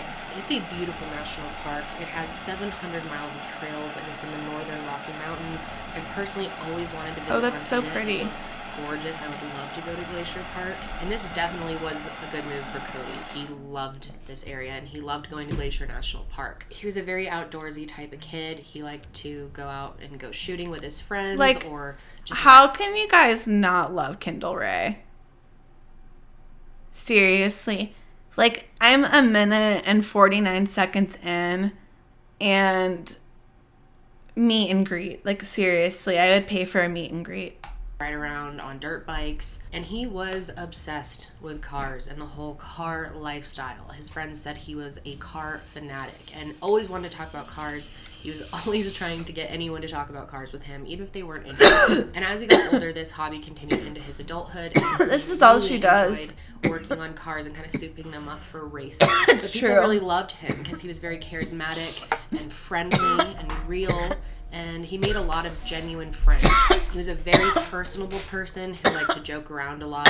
His friends and family say he was always making jokes. People in his life also describe him as selfless, willing to do anything for anybody. And with all those qualities, like I said, he had a lot of friends, and a lot of them he met Really, in the car Zalizzle? world. She's So a super lot of people are good. interested in cars as well. When he was younger, he would work on other people's cars and make them custom cars, and eventually he turned that into a business. But he actually added in commercial cars, and he really focused on that, and he was a custom commercial car builder. Later on, he ended up getting a job at Nomad, which is a communications company, and this was a really exciting job for him. And he also really liked it because he worked with his uncle and several of his friends there. Emmy So Maid, it I was a haven't. really good Kendall setup for Ray's him. kind And of his like boss was my actually true his crime best friend from go-to. She's childhood, kind of my Cameron girl. Fredrickson. Emmy And Maid. he loved him, so it was a perfect fit. So at this point, things are going pretty well for Cody. He was happy in his job. He had tons of friends in his life. He has a good relationship with his family. The one thing that was missing for him was a wife, and he wanted to find his All right. life partner. Cody had Here we always said go. he wanted to settle down one day and raise a family. That was really Cody, important to yes. him. And he told his friends that he wanted to meet a nice church girl. I want a church girl that go to church. And lucky for him, on Halloween of 2011, he found that church girl. And her name was What? Jordan Graham. So let's talk about Jordan Graham for a second. So Jordan was born in August of 1991, and she was very different than Cody. She was known as being shy, not very charismatic, a lot more introverted than him. But she was one of those people that once she knew you a little better, she would kind of open up, and she did have a silly side to her. And Cody saw So this side silly. to her and really, really liked her. And one thing that they did have in common was that they both loved the outdoors, and they loved Glacier National Park. And Oh like my I said, God. Jordan was definitely that church girl that Cody was Aloha. looking for. She was very, very religious growing up. She grew up in a really strict Christian household with lots of rules and lots of expectations for how you're supposed to live your life. She was always Yes. involved in the church growing up. All of her friends were in church. It This was one her makes me whole so world. It was mad. very I'm ready important to for her. it. Her So faith listen, was this one's crazy, everything to guys. Jordan. She was a very active member of the Faith Baptist Church, and in high school she helped out in the nursery and was known for being great with kids. What is And this after she outfit? graduated, she also worked as a nanny for families in the church, and she loved kids and knew she wanted a family one day.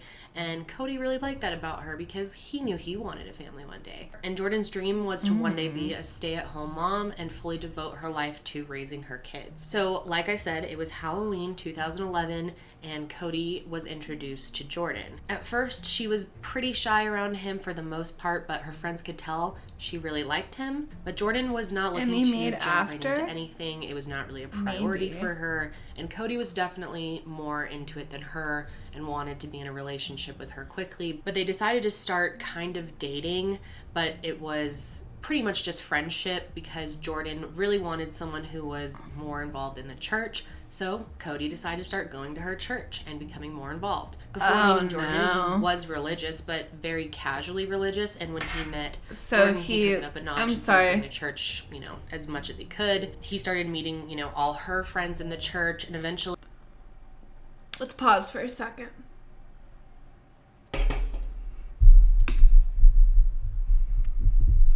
This to me seems like a huge issue because Imagine going to church for somebody. No, I'm serious. Just like imagine giving up your Sundays, your Sunday morning, like the last day of the weekend where you sleep in.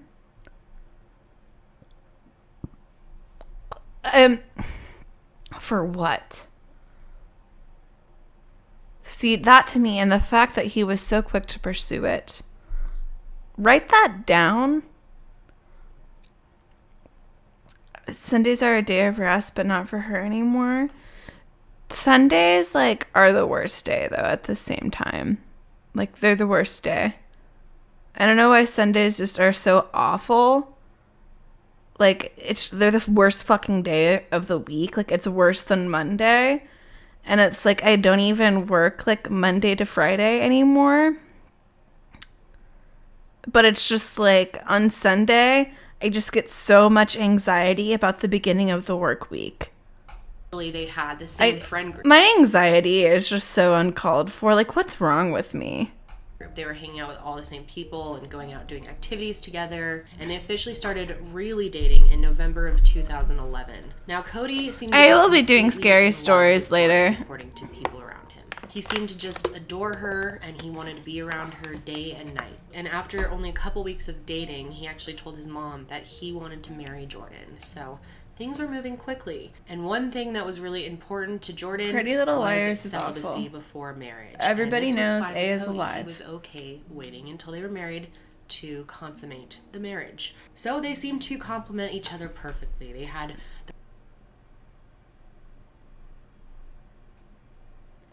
Hold on, you guys are making me lose. in love with Jordan, according to people around him. He seemed to just adore her, and he wanted to be around her day and night. And after only a couple weeks of dating, he actually told his mom that he wanted to marry Jordan. So things were moving quickly. And one thing that was really important to Jordan was celibacy before marriage. And this was fine with Cody. He was okay waiting until they were married to consummate the marriage. It's getting really, really weird. It's getting really, really, really weird. So they seemed to complement each other perfectly. They had the right things in common, and they complemented each other in all the right ways. Since Cody was very social and outgoing, Jordan was a little bit more reserved. Cody was able to kind of be a little more social for both of them and got her to do more things, so she was really happy. But one thing that pretty much everyone in their lives noticed was that Cody seemed to be way more into Jordan than she was into him. Most people just kind of chalked it up to her shy nature, but it definitely seemed like Cody was head over heels and she was kind of halfway in, you know? She liked him, but did she love him? People... Okay, let's just look at that body language really quick in this photo. Notice how he's leaned into her. He's leaned into her. She's staring front, like right ahead. And I know you guys think I'm just making a joke. I know you guys just think that I'm making a joke right now. But this is telling. This is telling. I'm not making a joke. This body language, she's very much so like I wouldn't say standoffish, but look at how her shoulders are kind of hunched up. She's not leaning into him at all. He's leaning into her. Kind of halfway in, you know? She liked him, but did she love him? People said that they were not affectionate in public at all. They didn't kiss. See that? Hold hands. Not affectionate. That could have been due to religious reasons. So after dating for a whole year, in December of 2012, they got engaged. And some of her friends were pretty surprised that Jordan was actually going to get married because they thought that she wasn't that into Cody and she wasn't serious enough to marry him. And to get engaged after a year seemed a little fast to them, but they were happy that she was happy. She seemed happy. But it became clear very quickly that she was really mostly happy about the idea of having a wedding and just the whole fairy tale of it all than she actually was about marriage. She posted a picture of the ring on Instagram with the caption, "He proposed, best early Christmas present ever, smiley face." They set a date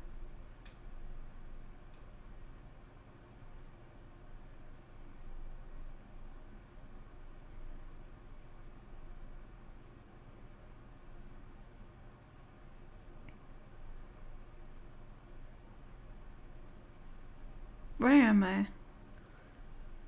Okay, hold on, wait. I'm trying to get back to that ring.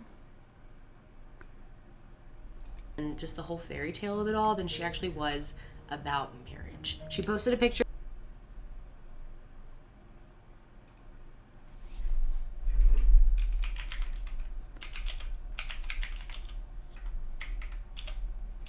No. I feel this is important.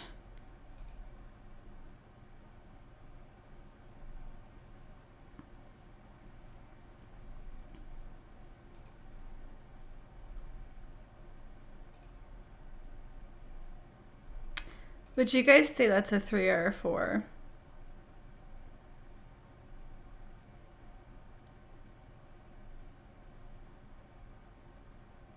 Three. So 3 carat. Let's just say they went to K Jewelers. They went to K. Like, I can tell these people, like, they went to K.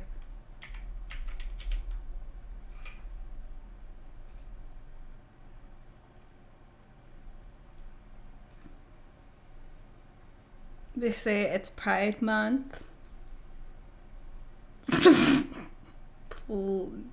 Block? How dare you? What is that? That was like a round.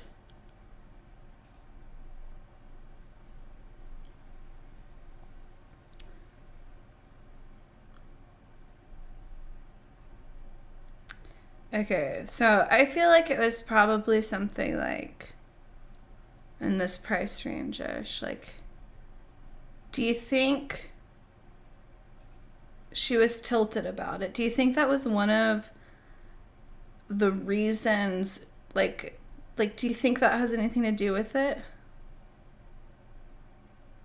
Picture of the ring on Instagram with the caption, "He proposed, best early Christmas present ever, smiley face." Guys, I'm serious.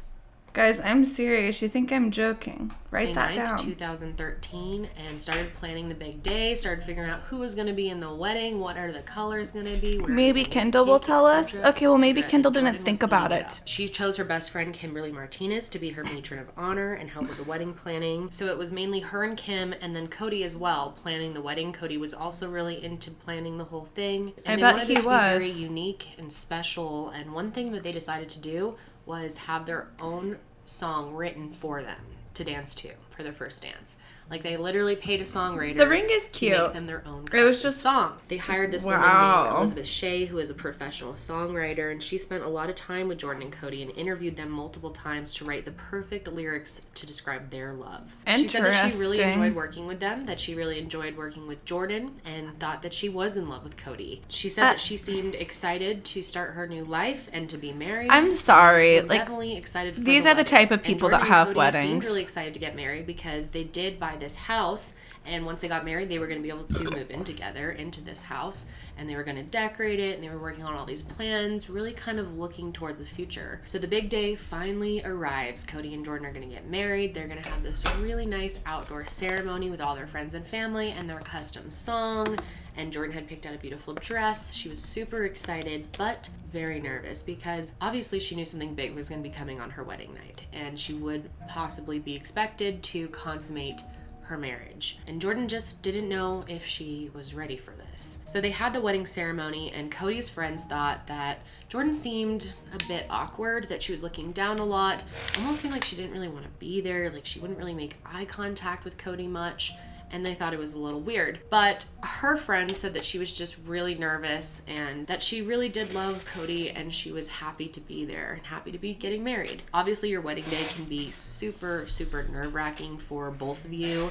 I remember being so stressed out trying to read my vows, and I'm so dyslexic, in front of, you know, all these people. There's a lot of expectations and everyone's eyes are on you, and some people don't thrive in that situation, you know, so who really knows how Jordan was feeling that day. But the awkwardness seemed to kind of melt away when it was time for their first dance. Their custom song came on, and Jordan seemed to kind of forget everyone else was there and just kind of focused in on Cody.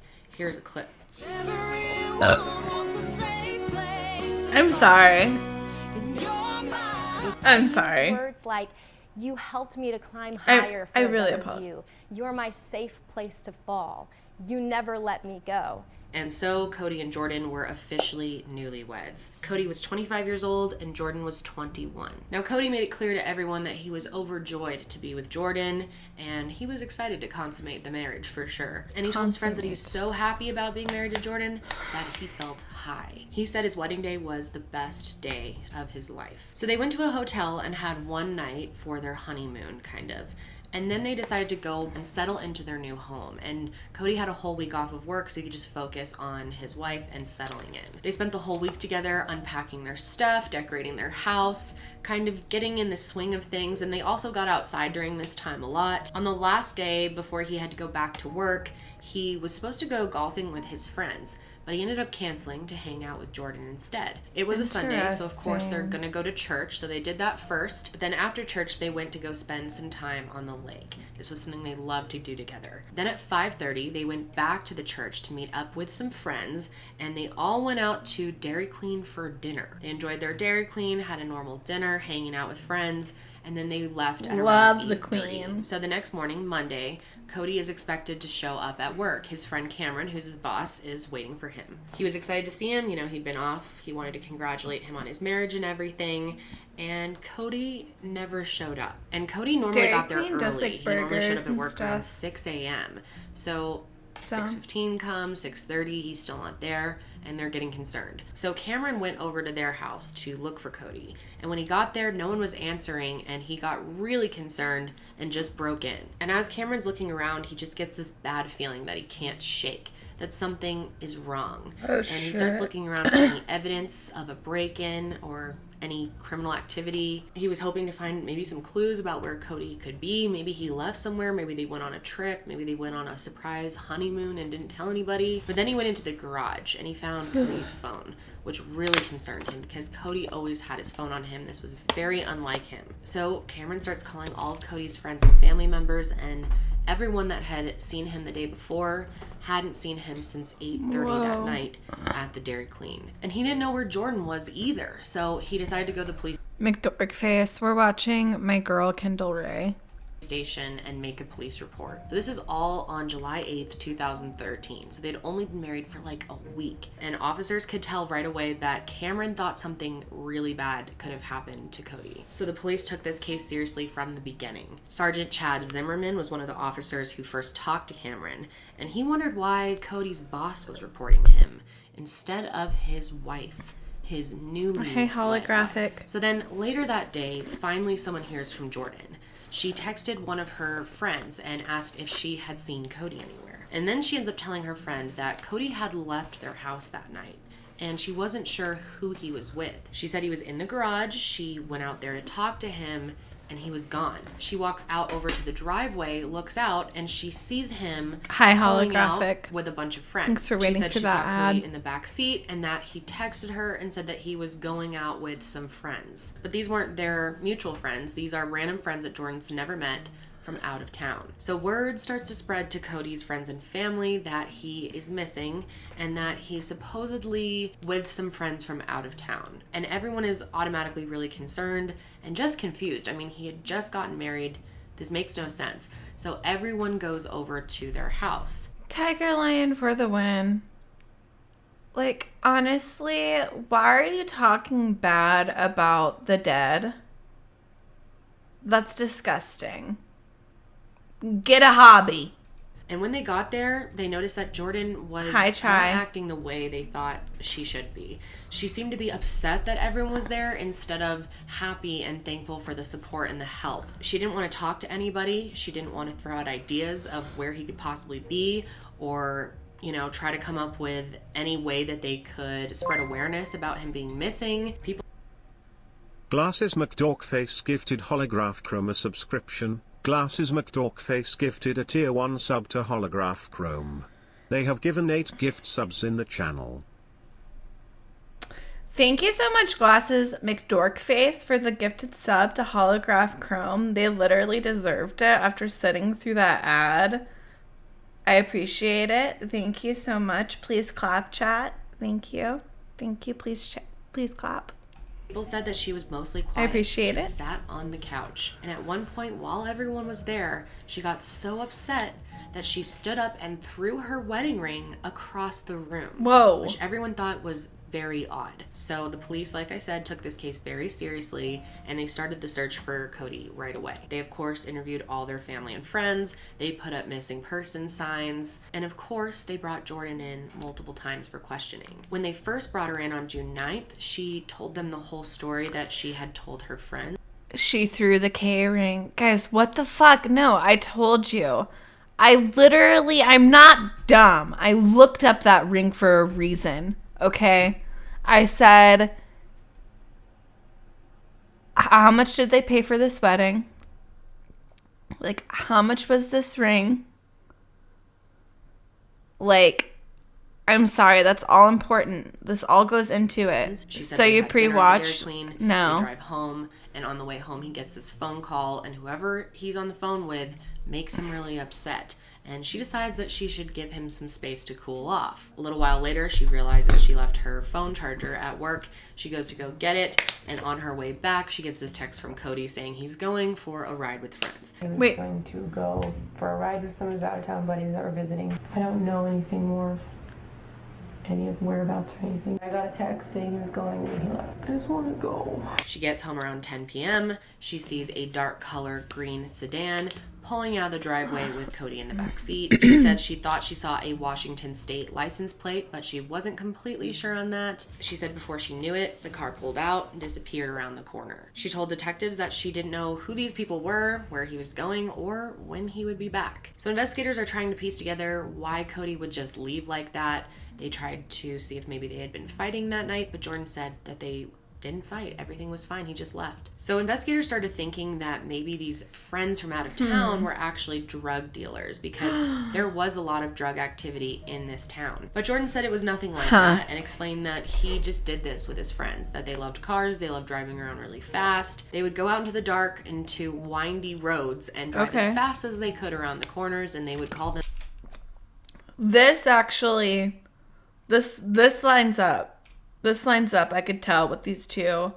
Joy rides. She said this is something that he did all the time and that he usually came back in a few hours, so it was odd when he didn't come home. So they asked, why didn't you report him missing? Why did his friend report him missing? And she said, well, I assumed he was gonna come back, and I was worried if I made a missing persons report that he would be angry with me. After interviewing Jordan, they brought in Cody's mom, Sherry, and she was very upset and very worried that something really bad had happened to Cody. She had the same feelings that Cameron did. And she had also already gotten his phone records from Verizon, so she brought them into the police department to have a look at those. The first thing they did is try to look for that upsetting phone call that he had gotten, according to Jordan, after they were coming home from Dairy Queen. There was a call from a random Washington State. I fucking love this lamp. So cute.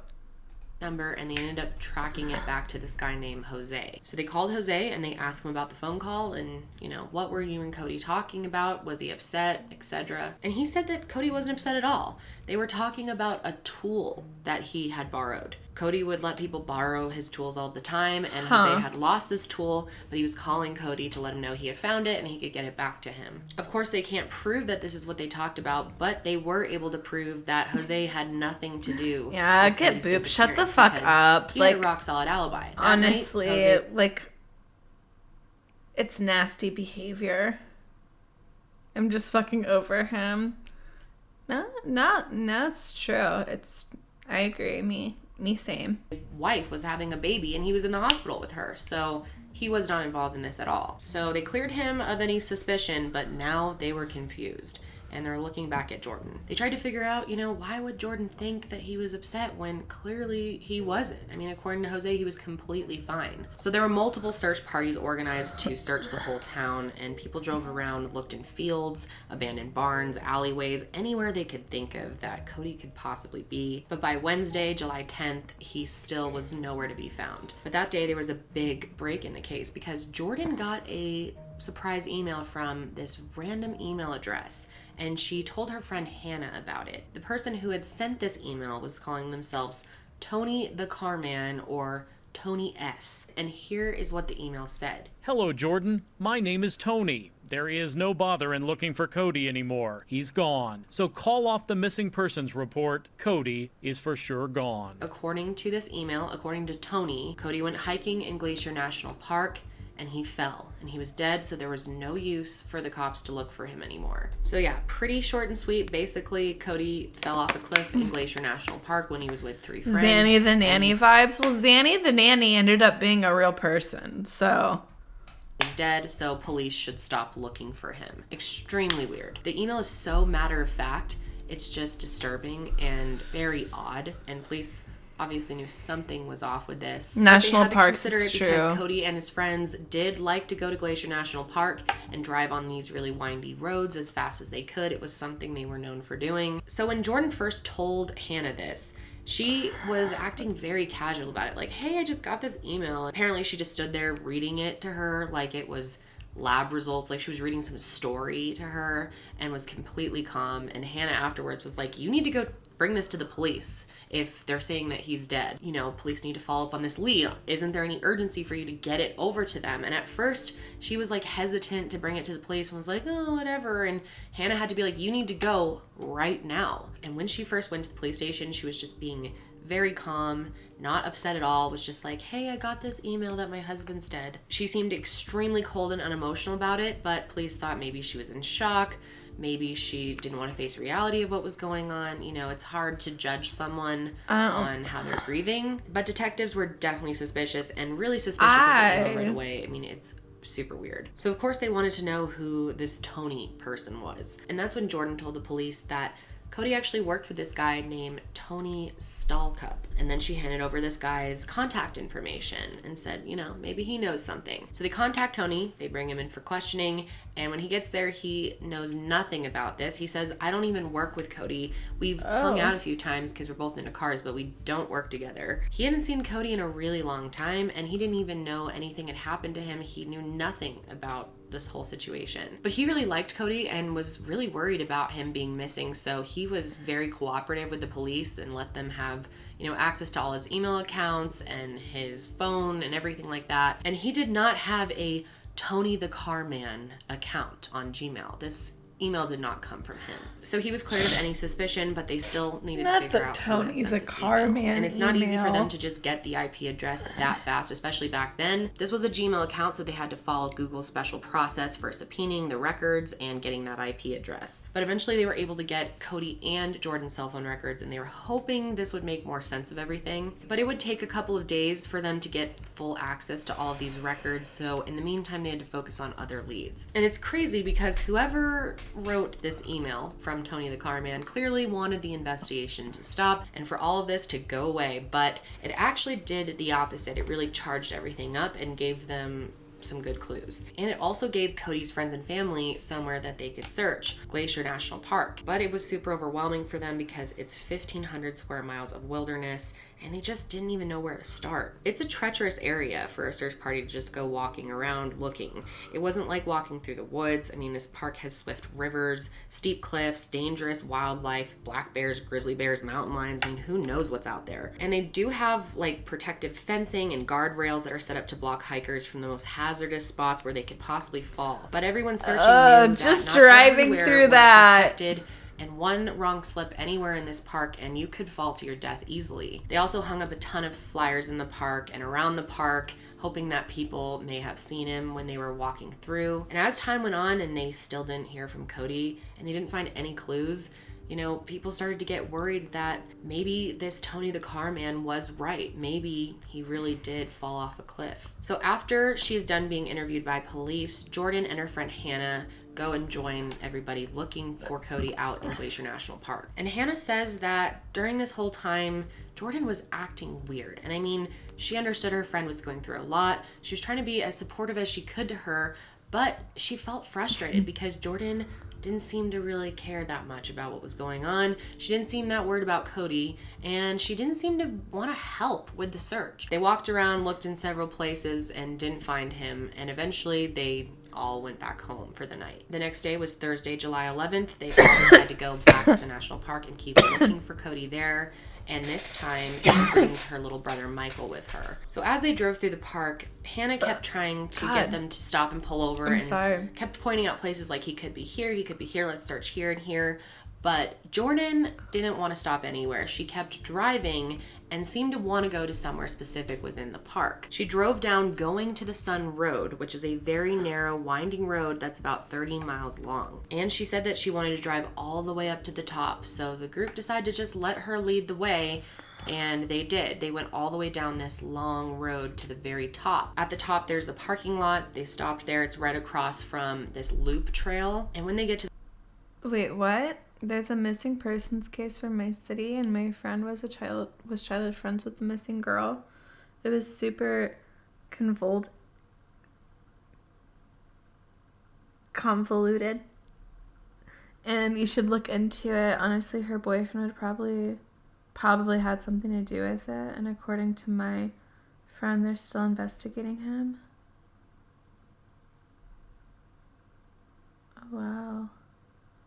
Elaine Park.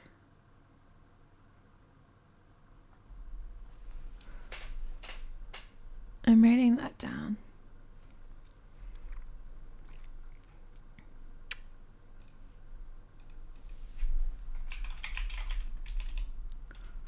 Sorry, guys. To the parking lot, Jordan gets out. She starts talking to her friends and family, telling them that this is a really special place for her and Cody, that they went here a lot. This trail runs along a 200-foot deep ravine. It's very dangerous. It's a super, super steep drop. Then there's a series of rocks that you have to climb over and step down to the edge of a cliff. It's a very scenic lookout. It's beautiful, but it's very dangerous to stand in this spot. So the rocks on the other side of the safety wall are not approved for hikers, but of course people still go on them. So the search party starts walking the trail, and when they get to this part, Jordan just hops over these rocks like it's no problem, like she's clearly done it many times before. She knew just how to get to this one small cliff looking out over the ravine. And the whole group just watched her as she went to the very edge of the cliff, threw a rock off, and then looked down and said, "I think he's down there." Obviously they were all shocked by this, and then Jordan looks down again a little further and says, "Oh my gosh, it's him." So her brother Michael climbs over the wall to look over and see if it's really him, and when he looked, he realized that there was definitely something down there, but it was so far and, you know, just over the point where you are almost gonna fall off if you look any further. So he couldn't really tell if it was a body, but he knew it was something. But of course, he's way down there and there's no way for them to get to him. And apparently her brother Michael was so traumatized and shocked seeing this that he couldn't even stand up. He was hysterically crying and had to crawl back to the car. But Jordan was just fine. So two of her friends stayed near the trail with Michael because he was so upset, and then Jordan and her other friend actually drove 20 miles down to Lake McDonald Lodge, where they reported the body to the park rangers there. They went there and looked down and decided this was going to be a major recovery mission, so they planned it for the next day. When professionals tried to get a better look, they were able to see a blue tennis shoe, and it was confirmed that Cody was wearing blue tennis shoes on the day that he went missing. So they thought this was probably Cody, but they needed visual confirmation of the body, and they weren't able to see clearly enough to make sure that this actually was a body. They were going to be risking their lives trying to get down to this point, so they had to make sure that there really was a body there before moving forward with the recovery mission. So one of the FBI special agents volunteered to go down there and get a better look, and I don't know how people do this, but he literally tied a rope around his waist, tied it to a tree, and climbed down there. He leaned way out over the edge, and when he did, he was able to confirm that there was a body down there. There was a little body of water down there, and Cody's body was just laying in it. But he could see that getting to this area in the ravine was going to be really difficult. This was a very tricky spot. In fact, some of the park rangers that they interviewed think that this is possibly a remote spot that no person has actually physically been before. And there's no way to just go straight down. They have to hike a long way around the river and then around this cliff edge, and all by carrying backpacks with supplies for evidence collection. It was really stressful for everybody involved, but eventually they did that get impossible? to the bottom. Like, and could when they got not get down a there, they saw helicopter? that Cody's body was lying in a pool of water at the bottom of this waterfall, and he was in really bad shape. Too as narrow. You can imagine. His head and okay. his arms had most of the damage, and he did have his wallet on him, so the coroner was able to identify him on the scene. So they got him carefully into the body bag, but then they realized that there was no way to carry him up out of there. They were literally going to have to bring the Jesus helicopter fuck. in Okay. and airlift him out. The helicopter ended up having to drop a 200-foot line to get down to Cody. That's how far down he had fallen. And then, of course, investigators had the really rough duty of telling the friends and family of Cody that he was found down there. And everyone who knew Cody was crushed by this news, because Cody was really so close with so many people and so well loved. Like, he had a lot of friends, and his family loved him. His mother was devastated. I mean, they just had this huge wedding. He just moved in with his new bride. It was a huge moment in his life, a huge milestone. And now he was dead? They just couldn't even wrap their minds around it. So now that they knew that Cody was no longer alive and they had his body, they decided to go back to the drawing board and re-interview all his family and friends. And when they interviewed Cody's friends, they found out that Cody was actually afraid of heights. And it didn't make any sense for why he would be out on this cliff edge. And a few of his friends even said to police that they felt like someone had to have lured him there. So now they felt like this missing persons case was a potential homicide. And the most promising lead that they have now is the email from Tony the car man, because Kendall Cody has me was shook. found in Glacier National Park. Clearly this person knew that he was there. But they still weren't able to track where the email actually came from because they did not have permission yet from Google. They were still waiting to get the IP address. And they were also waiting on phone records, text messages, all of that, which is going to tell them a lot. For the time being, all they could do was ask as many questions as they could, try to get to know Cody's life as best as they could, try to understand why this happened, how this could have happened. But then they had a break in the case because Kimberly Martinez came into the police station to talk to them. If you don't remember who that is, that's Jordan's matron of honor. And she told the police something that they had not heard before,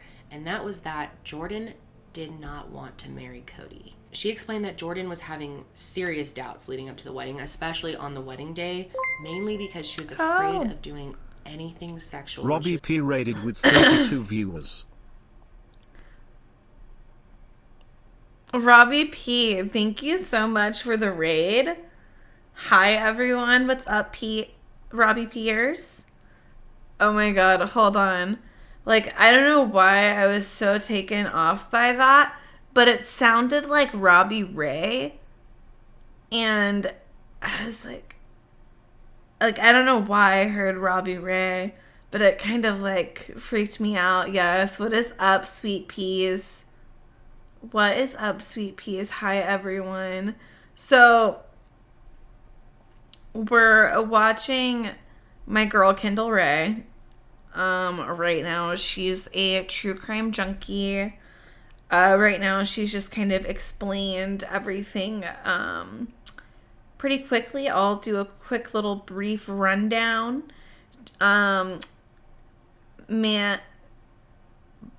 meets girl. Girl's very religious. Boy starts going to church with her and becomes religious too. They get married 2 weeks into dating. And just 8 days after they were married, he went missing. And the police were clued in that he was at this national park, and his wife led them to the exact spot of his body. So that's where we are. So this is my girl, Kendall Ray. Into it. Apparently, sex was not something that Jordan was looking forward to at all, and she was pretty much dreading it. Kim said that Jordan asked her over and over again if she should get married, if she... Blake's, you'd have to talk to me about that privately, not on this website. She was doing the right thing, and she seemed terrified of marriage. And it turns out that they did not have sex on their wedding night. Jordan actually told him that she was on her period the entire week after they got married. Shut This was her way up. of avoiding sleeping with him. And she told Kim that if he had tried anything with her anyway, she would have freaked out. She said it was clear that sex was something that Jordan was afraid of. And after the wedding, Jordan actually texted this to Kim. She said, "I haven't stopped crying since I was married. I wish someone would have stood up and asked me what I wanted, but I can't go back and change anything. I should Oh be my. happy and I'm just not. I don't feel like myself." Then there was this text of her second guessing everything.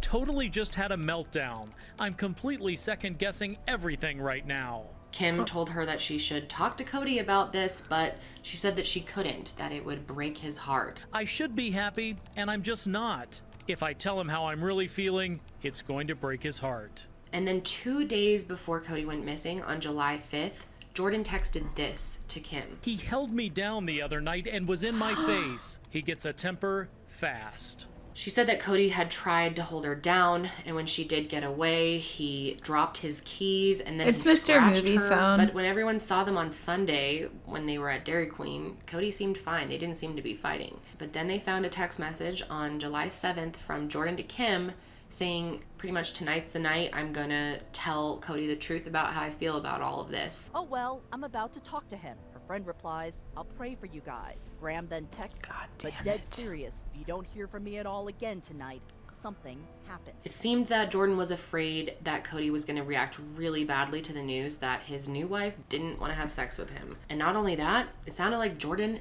didn't even want to be married at all. It almost seemed like she was a bit afraid of Cody. Then really late on July 7th, Jordan actually went over to Kim's house and said that she had talked to Cody and it didn't go well. She said that he got really angry, freaked out at her, and that she decided to leave so he could cool off. She said to get her mind off things, she went over to her mom and her stepdad's house to hang out with her stepbrother, Michael. So detectives now knew that Jordan was telling different stories to different people, which is never a good sign. So they went back and interviewed the park rangers that Jordan had come to when they had found the body, and they said they were all very alarmed with her lack of emotion, having just found her husband's body out in this national park. Oh, and Kendall then she Razor comes down girl. there and acts completely normal, like she's checking in at Country Buffet. Everyone else in the group was crying, but she was just completely calm. And they were also weirded out that she was the one who was able to find the body in that huge national park. It seemed like she knew exactly where to look. And when police pressed her a little bit more about this and asked her,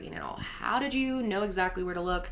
She said that this was a place that Cody had on his bucket list. This is one of the spots that Cody wanted to see before he died, and that's why she Wow. thought to look there. And then Jordan starts saying that she got a feeling from God, from the Holy Spirit, that it led her to his body. So now detectives are really suspicious of Jordan because that is weird. And God is a people who say woman. things like that, normally they're the ones who did it. Things were just not adding up here, and it started to look like Jordan knew exactly what happened. So eventually they heard back from Google and they had the IP address, and when they traced it back, it actually went to Jordan's stepfather's house. Someone at their house, I don't know who, had created the account and then written the email all in the same day. So they interview her mom, They had her to stepdad, subpoena and her Google. brother Michael, and all of them say that they did not write this email. So that just leaves Jordan.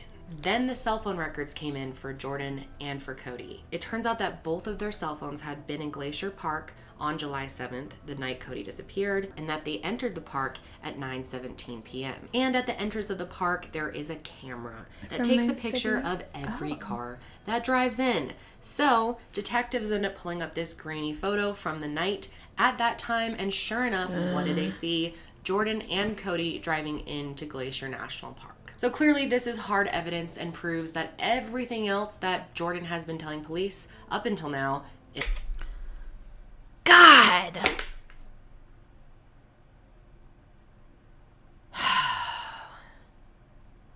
Jordan fucked up.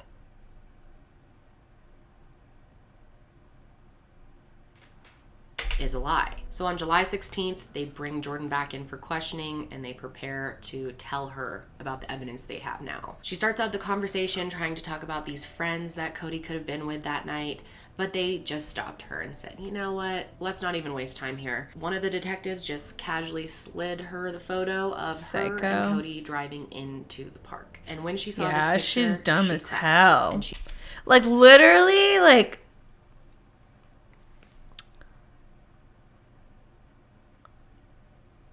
Ugh. They probably would have never found him. It's like she could have just said that they went hiking together there too and he fell. Like immediately after. Maybe that was her plan. We'll see. Let's see what Kendall has to say. Ooh. She instantly started to cry. Probably the most she had cried this entire time. She knew it was over, and she decided to tell them everything. She said that that night when they got home from Dairy Queen, she decided to tell Cody that she was not happy in the marriage after 8 days. According to her, Cody's temper flared. He was obviously very upset, and this eventually turned into a really big argument with a lot of yelling. But at some point in the night, they decided to take a break and go to Glacier National Park. That's this true. is about an hour away from them. It's not like it's down the street, so it's really odd. She said that they went to the park together. They went up to that parking lot at the top near the loop trail, and they went down near the rocks, climbed over that wall, and up onto that ledge overlooking the ravine. And according to Jordan, when they get there, the fight starts back up again, and Cody starts yelling at her. She said as they were arguing, things started getting physical, and as she turned to walk away from him, he grabbed her arm, and then he kind of yanked on her jacket, and she really did not like that. She jerked her hand away, and then now Cody is just standing right on the edge of this 200-foot drop. And then she told investigators that in that moment she thought, I'm not gonna let this happen to myself this time. I'm going to defend myself. He went to grab my arm and my jacket, and I said no. I said I'm not gonna let this happen this time. I'm gonna defend myself.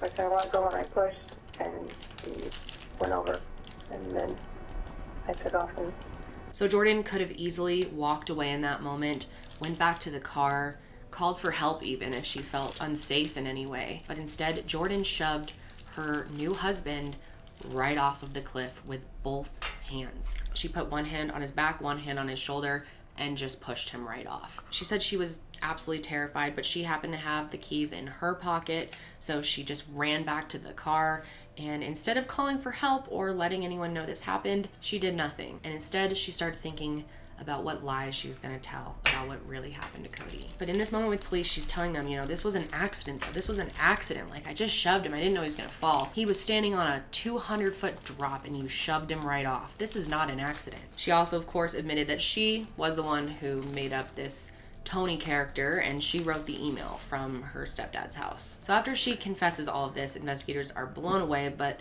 they knew this was coming. They had a feeling that she was involved, but they ended up releasing her right away because they had to collect a little bit more evidence and solidify the case against her before charging her. But in the meantime, everyone wanted answers about what really happened to Cody. No one else but Jordan really had all the information about what the police knew at this point. But on July 22nd, they had his funeral, and Jordan went. And during the funeral, she had the nerve to be on her phone the whole time. And all of his family thought that was just the strangest thing. At his funeral, she didn't even shed a tear. She showed like no emotion that he was gone. Wow. Probably because she was so worried about herself at this point and what the rest of her life was going to look like. She was texting. Where? On her phone. Just sitting on her phone in there, just like, la-di-da-da, just texting away. Where was this? It was in Kalispell. No, but what was it, a funeral? Yeah, it was at his funeral. Were you shocked when you saw her? I was. It was disrespectful. Were you suspicious when you saw her texting at the funeral? I mean, did you not at that point? What did you think?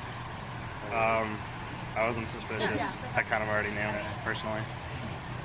How do you know? No woman that cares about her husband is like that at a funeral.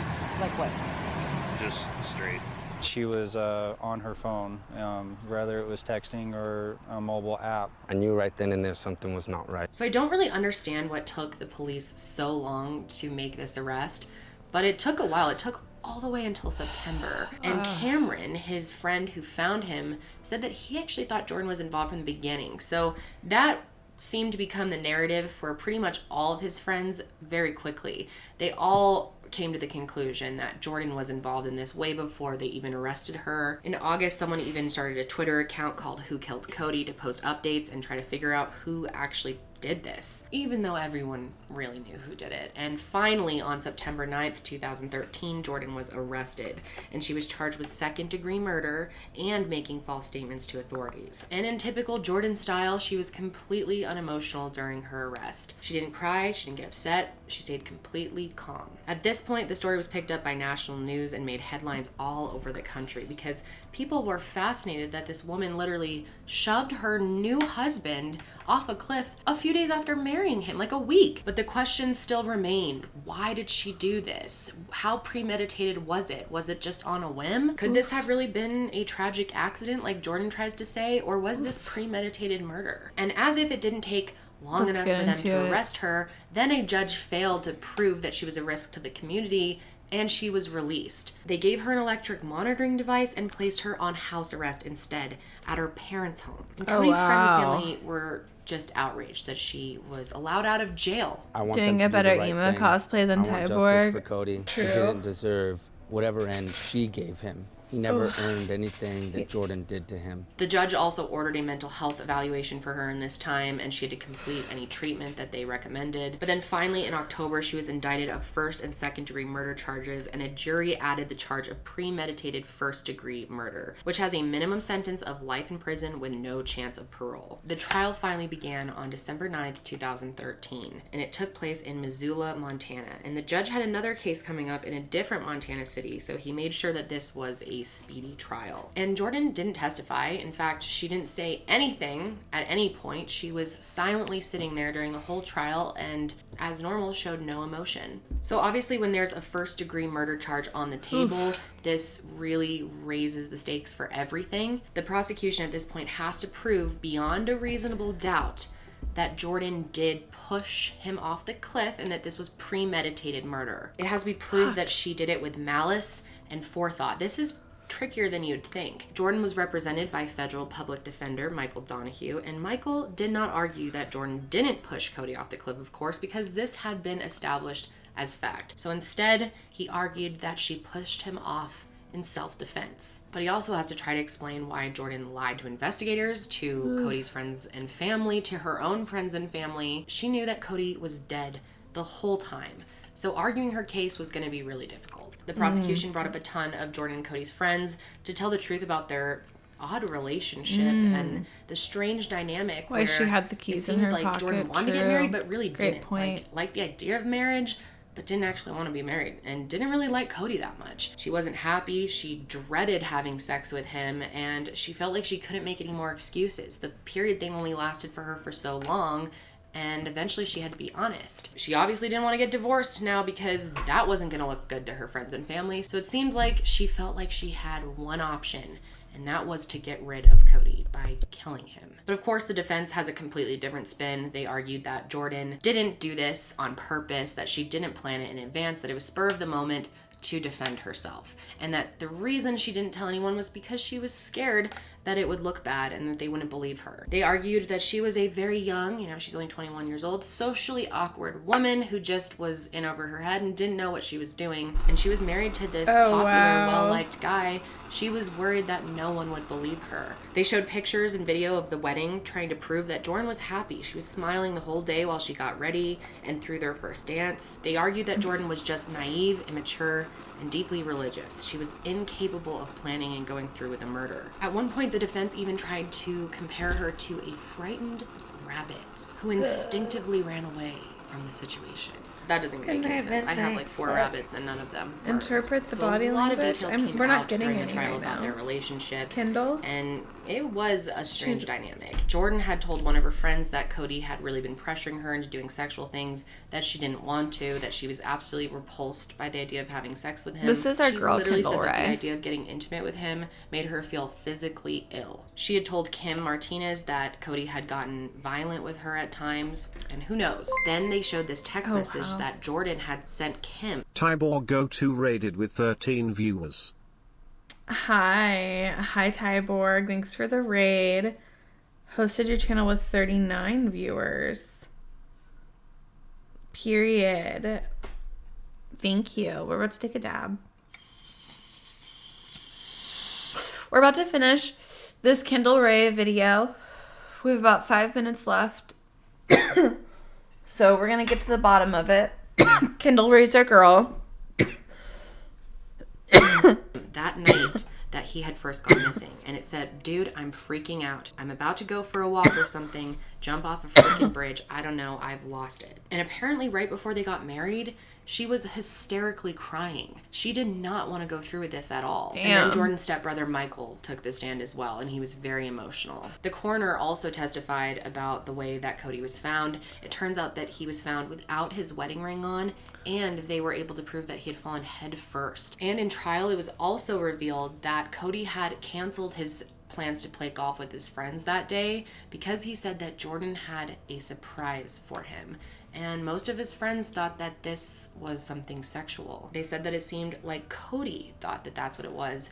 So it was argued that maybe Jordan led him there, promising something sexual out on this private area in the park. So prosecutors tried to use this to prove that this was premeditated. And what makes this theory even more believable is they found this black long cloth down near Cody's body. And Jordan had said something about how Cody had put on this eye mask, this blindfold. JK7784 just resubscribed for 13 months. Oh my. Thank you for the 13 months, JK7784. I am literally shaking right now. Kendall is spilling. Thank you for the 13 months. Love that. Like, oh, I can walk around here, I can jump around, and I won't fall because I know this area so well. And was just joking around while wearing this mask. And they thought this was kind of weird that Jordan just said this randomly. And then when they actually found it, it seemed like maybe he was blindfolded and brought out to that spot. They introduced a whole theory that she really did lure him there, blindfold him with the promise of some type Kendall's of married sexual encounter. And then when they got there, she pushed him off.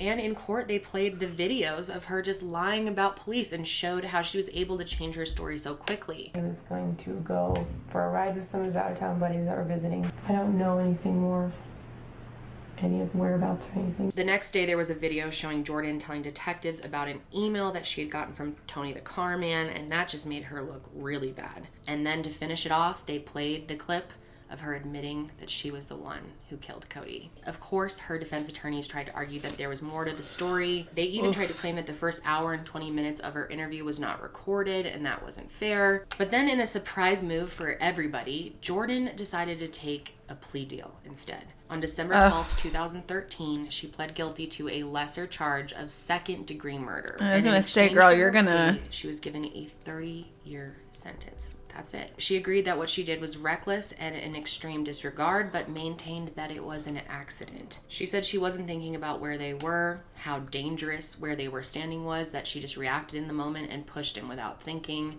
that it was all a big mistake. But shortly after this, Jordan changed her mind because she had read a document that said the prosecutors were asking for a 50-year sentence now because the killing was premeditated. So now it was up to a judge whether or not to keep her plea or move forward with a new trial. But the judge ended up deciding against the new trial. Right. And instead, they sentenced her. She was sentenced to the 30 years that they agreed upon, without the possibility of parole. The sentence today is going to send a message that if you kill someone and are subject to federal jurisdiction, you will be prosecuted swiftly and severely punished for your crime. The judge also said that Jordan never apologized or showed any remorse for pushing her husband. And of course, Cody's friends and family were super disappointed with this. This is not what they wanted at all. They were hoping for a much longer sentence or maybe for her to never get out of prison. And she tried several times over the years to appeal the sentence, but it has always been denied. Her final appeal was rejected in 2016, so now she will complete her sentence. Jordan will not be released from prison until she's 50, but hey,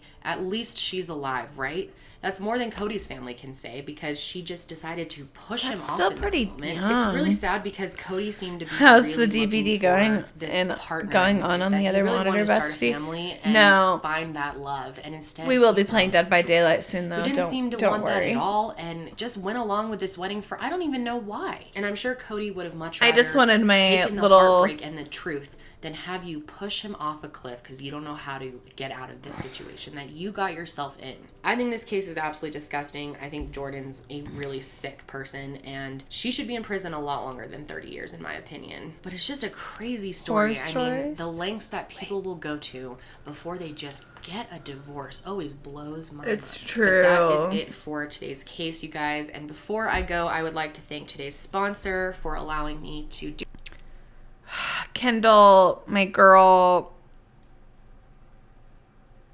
literally love that. Okay, hold on.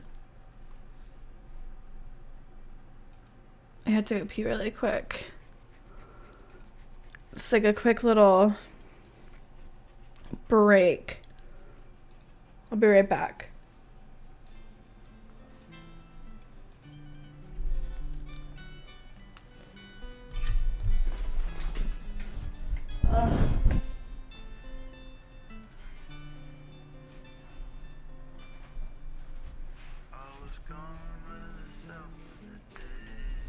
Hi, how you look stunning today. Thank you. No, it's true.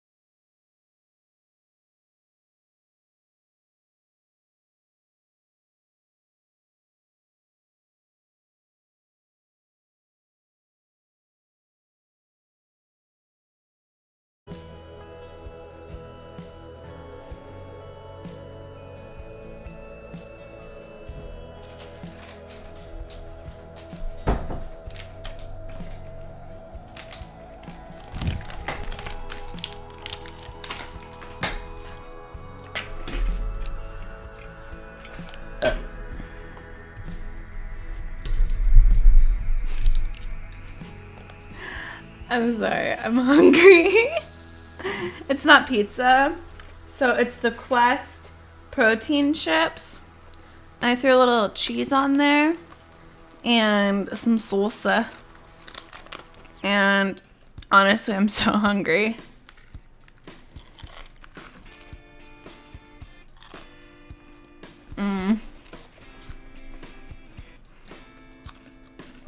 Another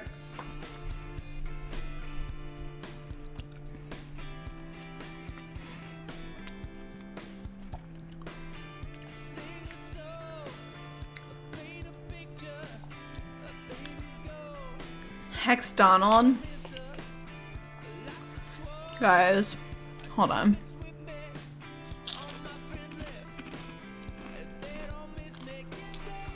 I have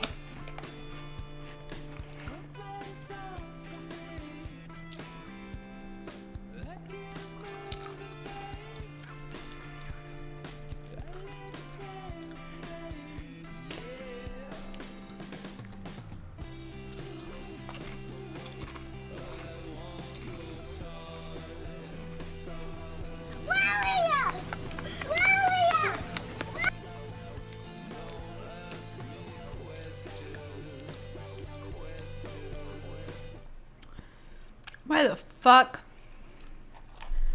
Why isn't ad block running? Meet David, an ordinary American.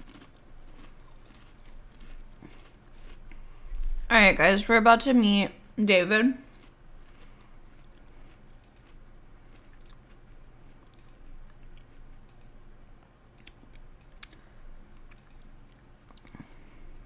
Guy looking for love. Oh my god!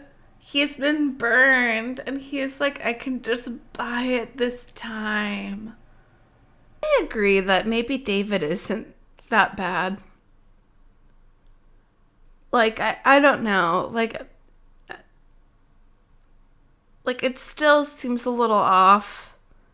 It still seems a little off. No, this is still weird. This is still weird. But I honestly appreciate that he's at least dating. Guys. I literally thought Azalea Banks and Iggy Azalea were the same person. For how long? For how long? Years. Years. Years. Sorry, I just don't pay attention. Like, I have too much going on in my life to, like, know everyone's name and know who everyone is. Wait, they're not the same person? See, that's what I said. I was literally like, everybody was so confusing to me, and they were like saying Azalea Banks is awful, and I was like, is she the girl from Australia? And they were like, no. And I was like, okay, well,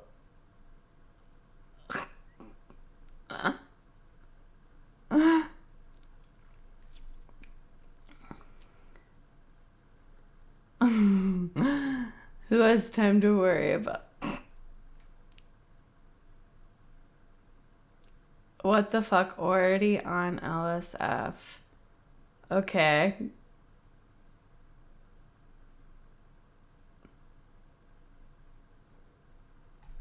Like, honestly. Drama.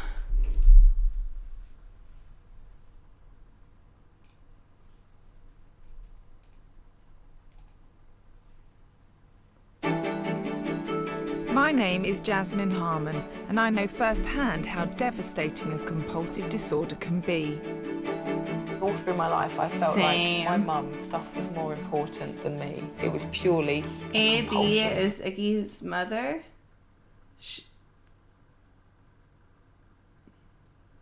Wait, no, she's not.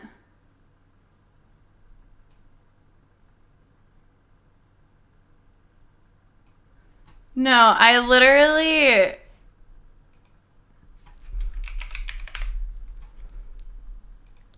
I knew Iggy Azalea and Azalea Banks. Like, I don't know. Like, I just knew of female rap artists. And I personally don't really listen to a lot of music. She rapped in her... Wait, what? Holly rapped her in a... I don't even know how to say that. Malanga leaf. What does that even mean? What are those? No, like no, does anybody actually know what that is?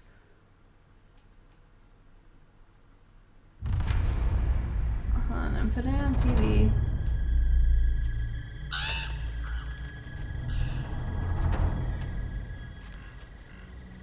Oh, I was like, is this the right one?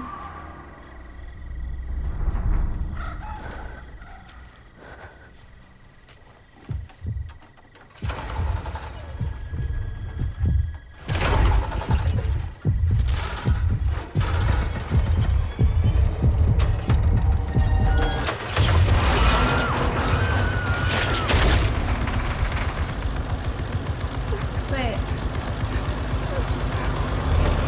Oh, okay, that's why.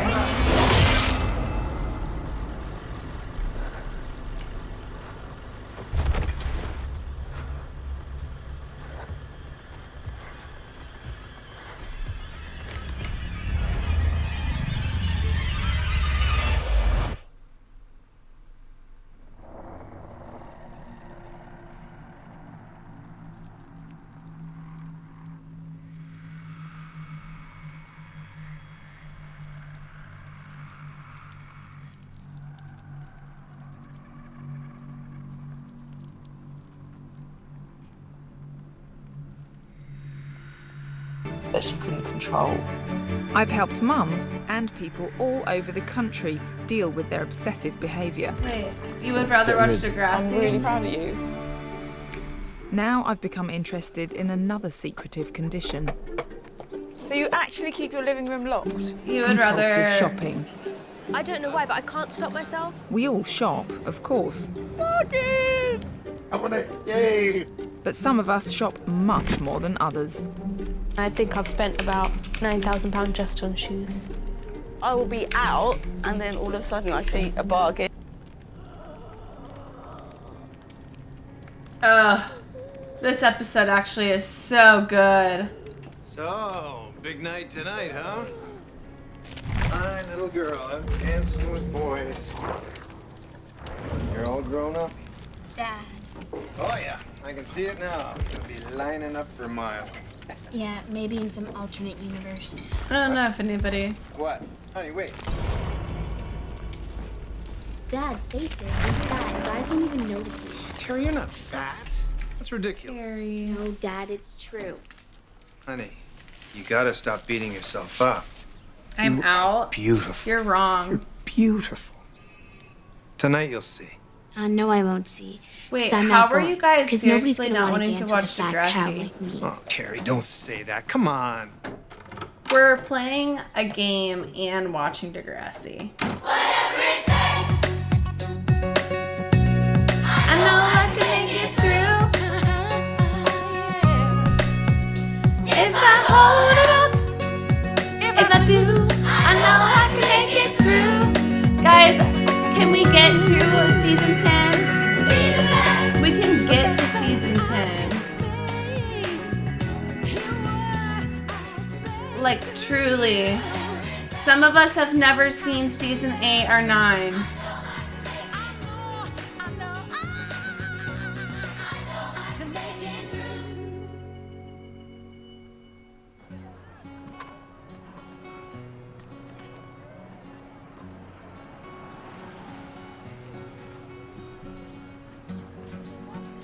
Hey, look, you got something here. Loser.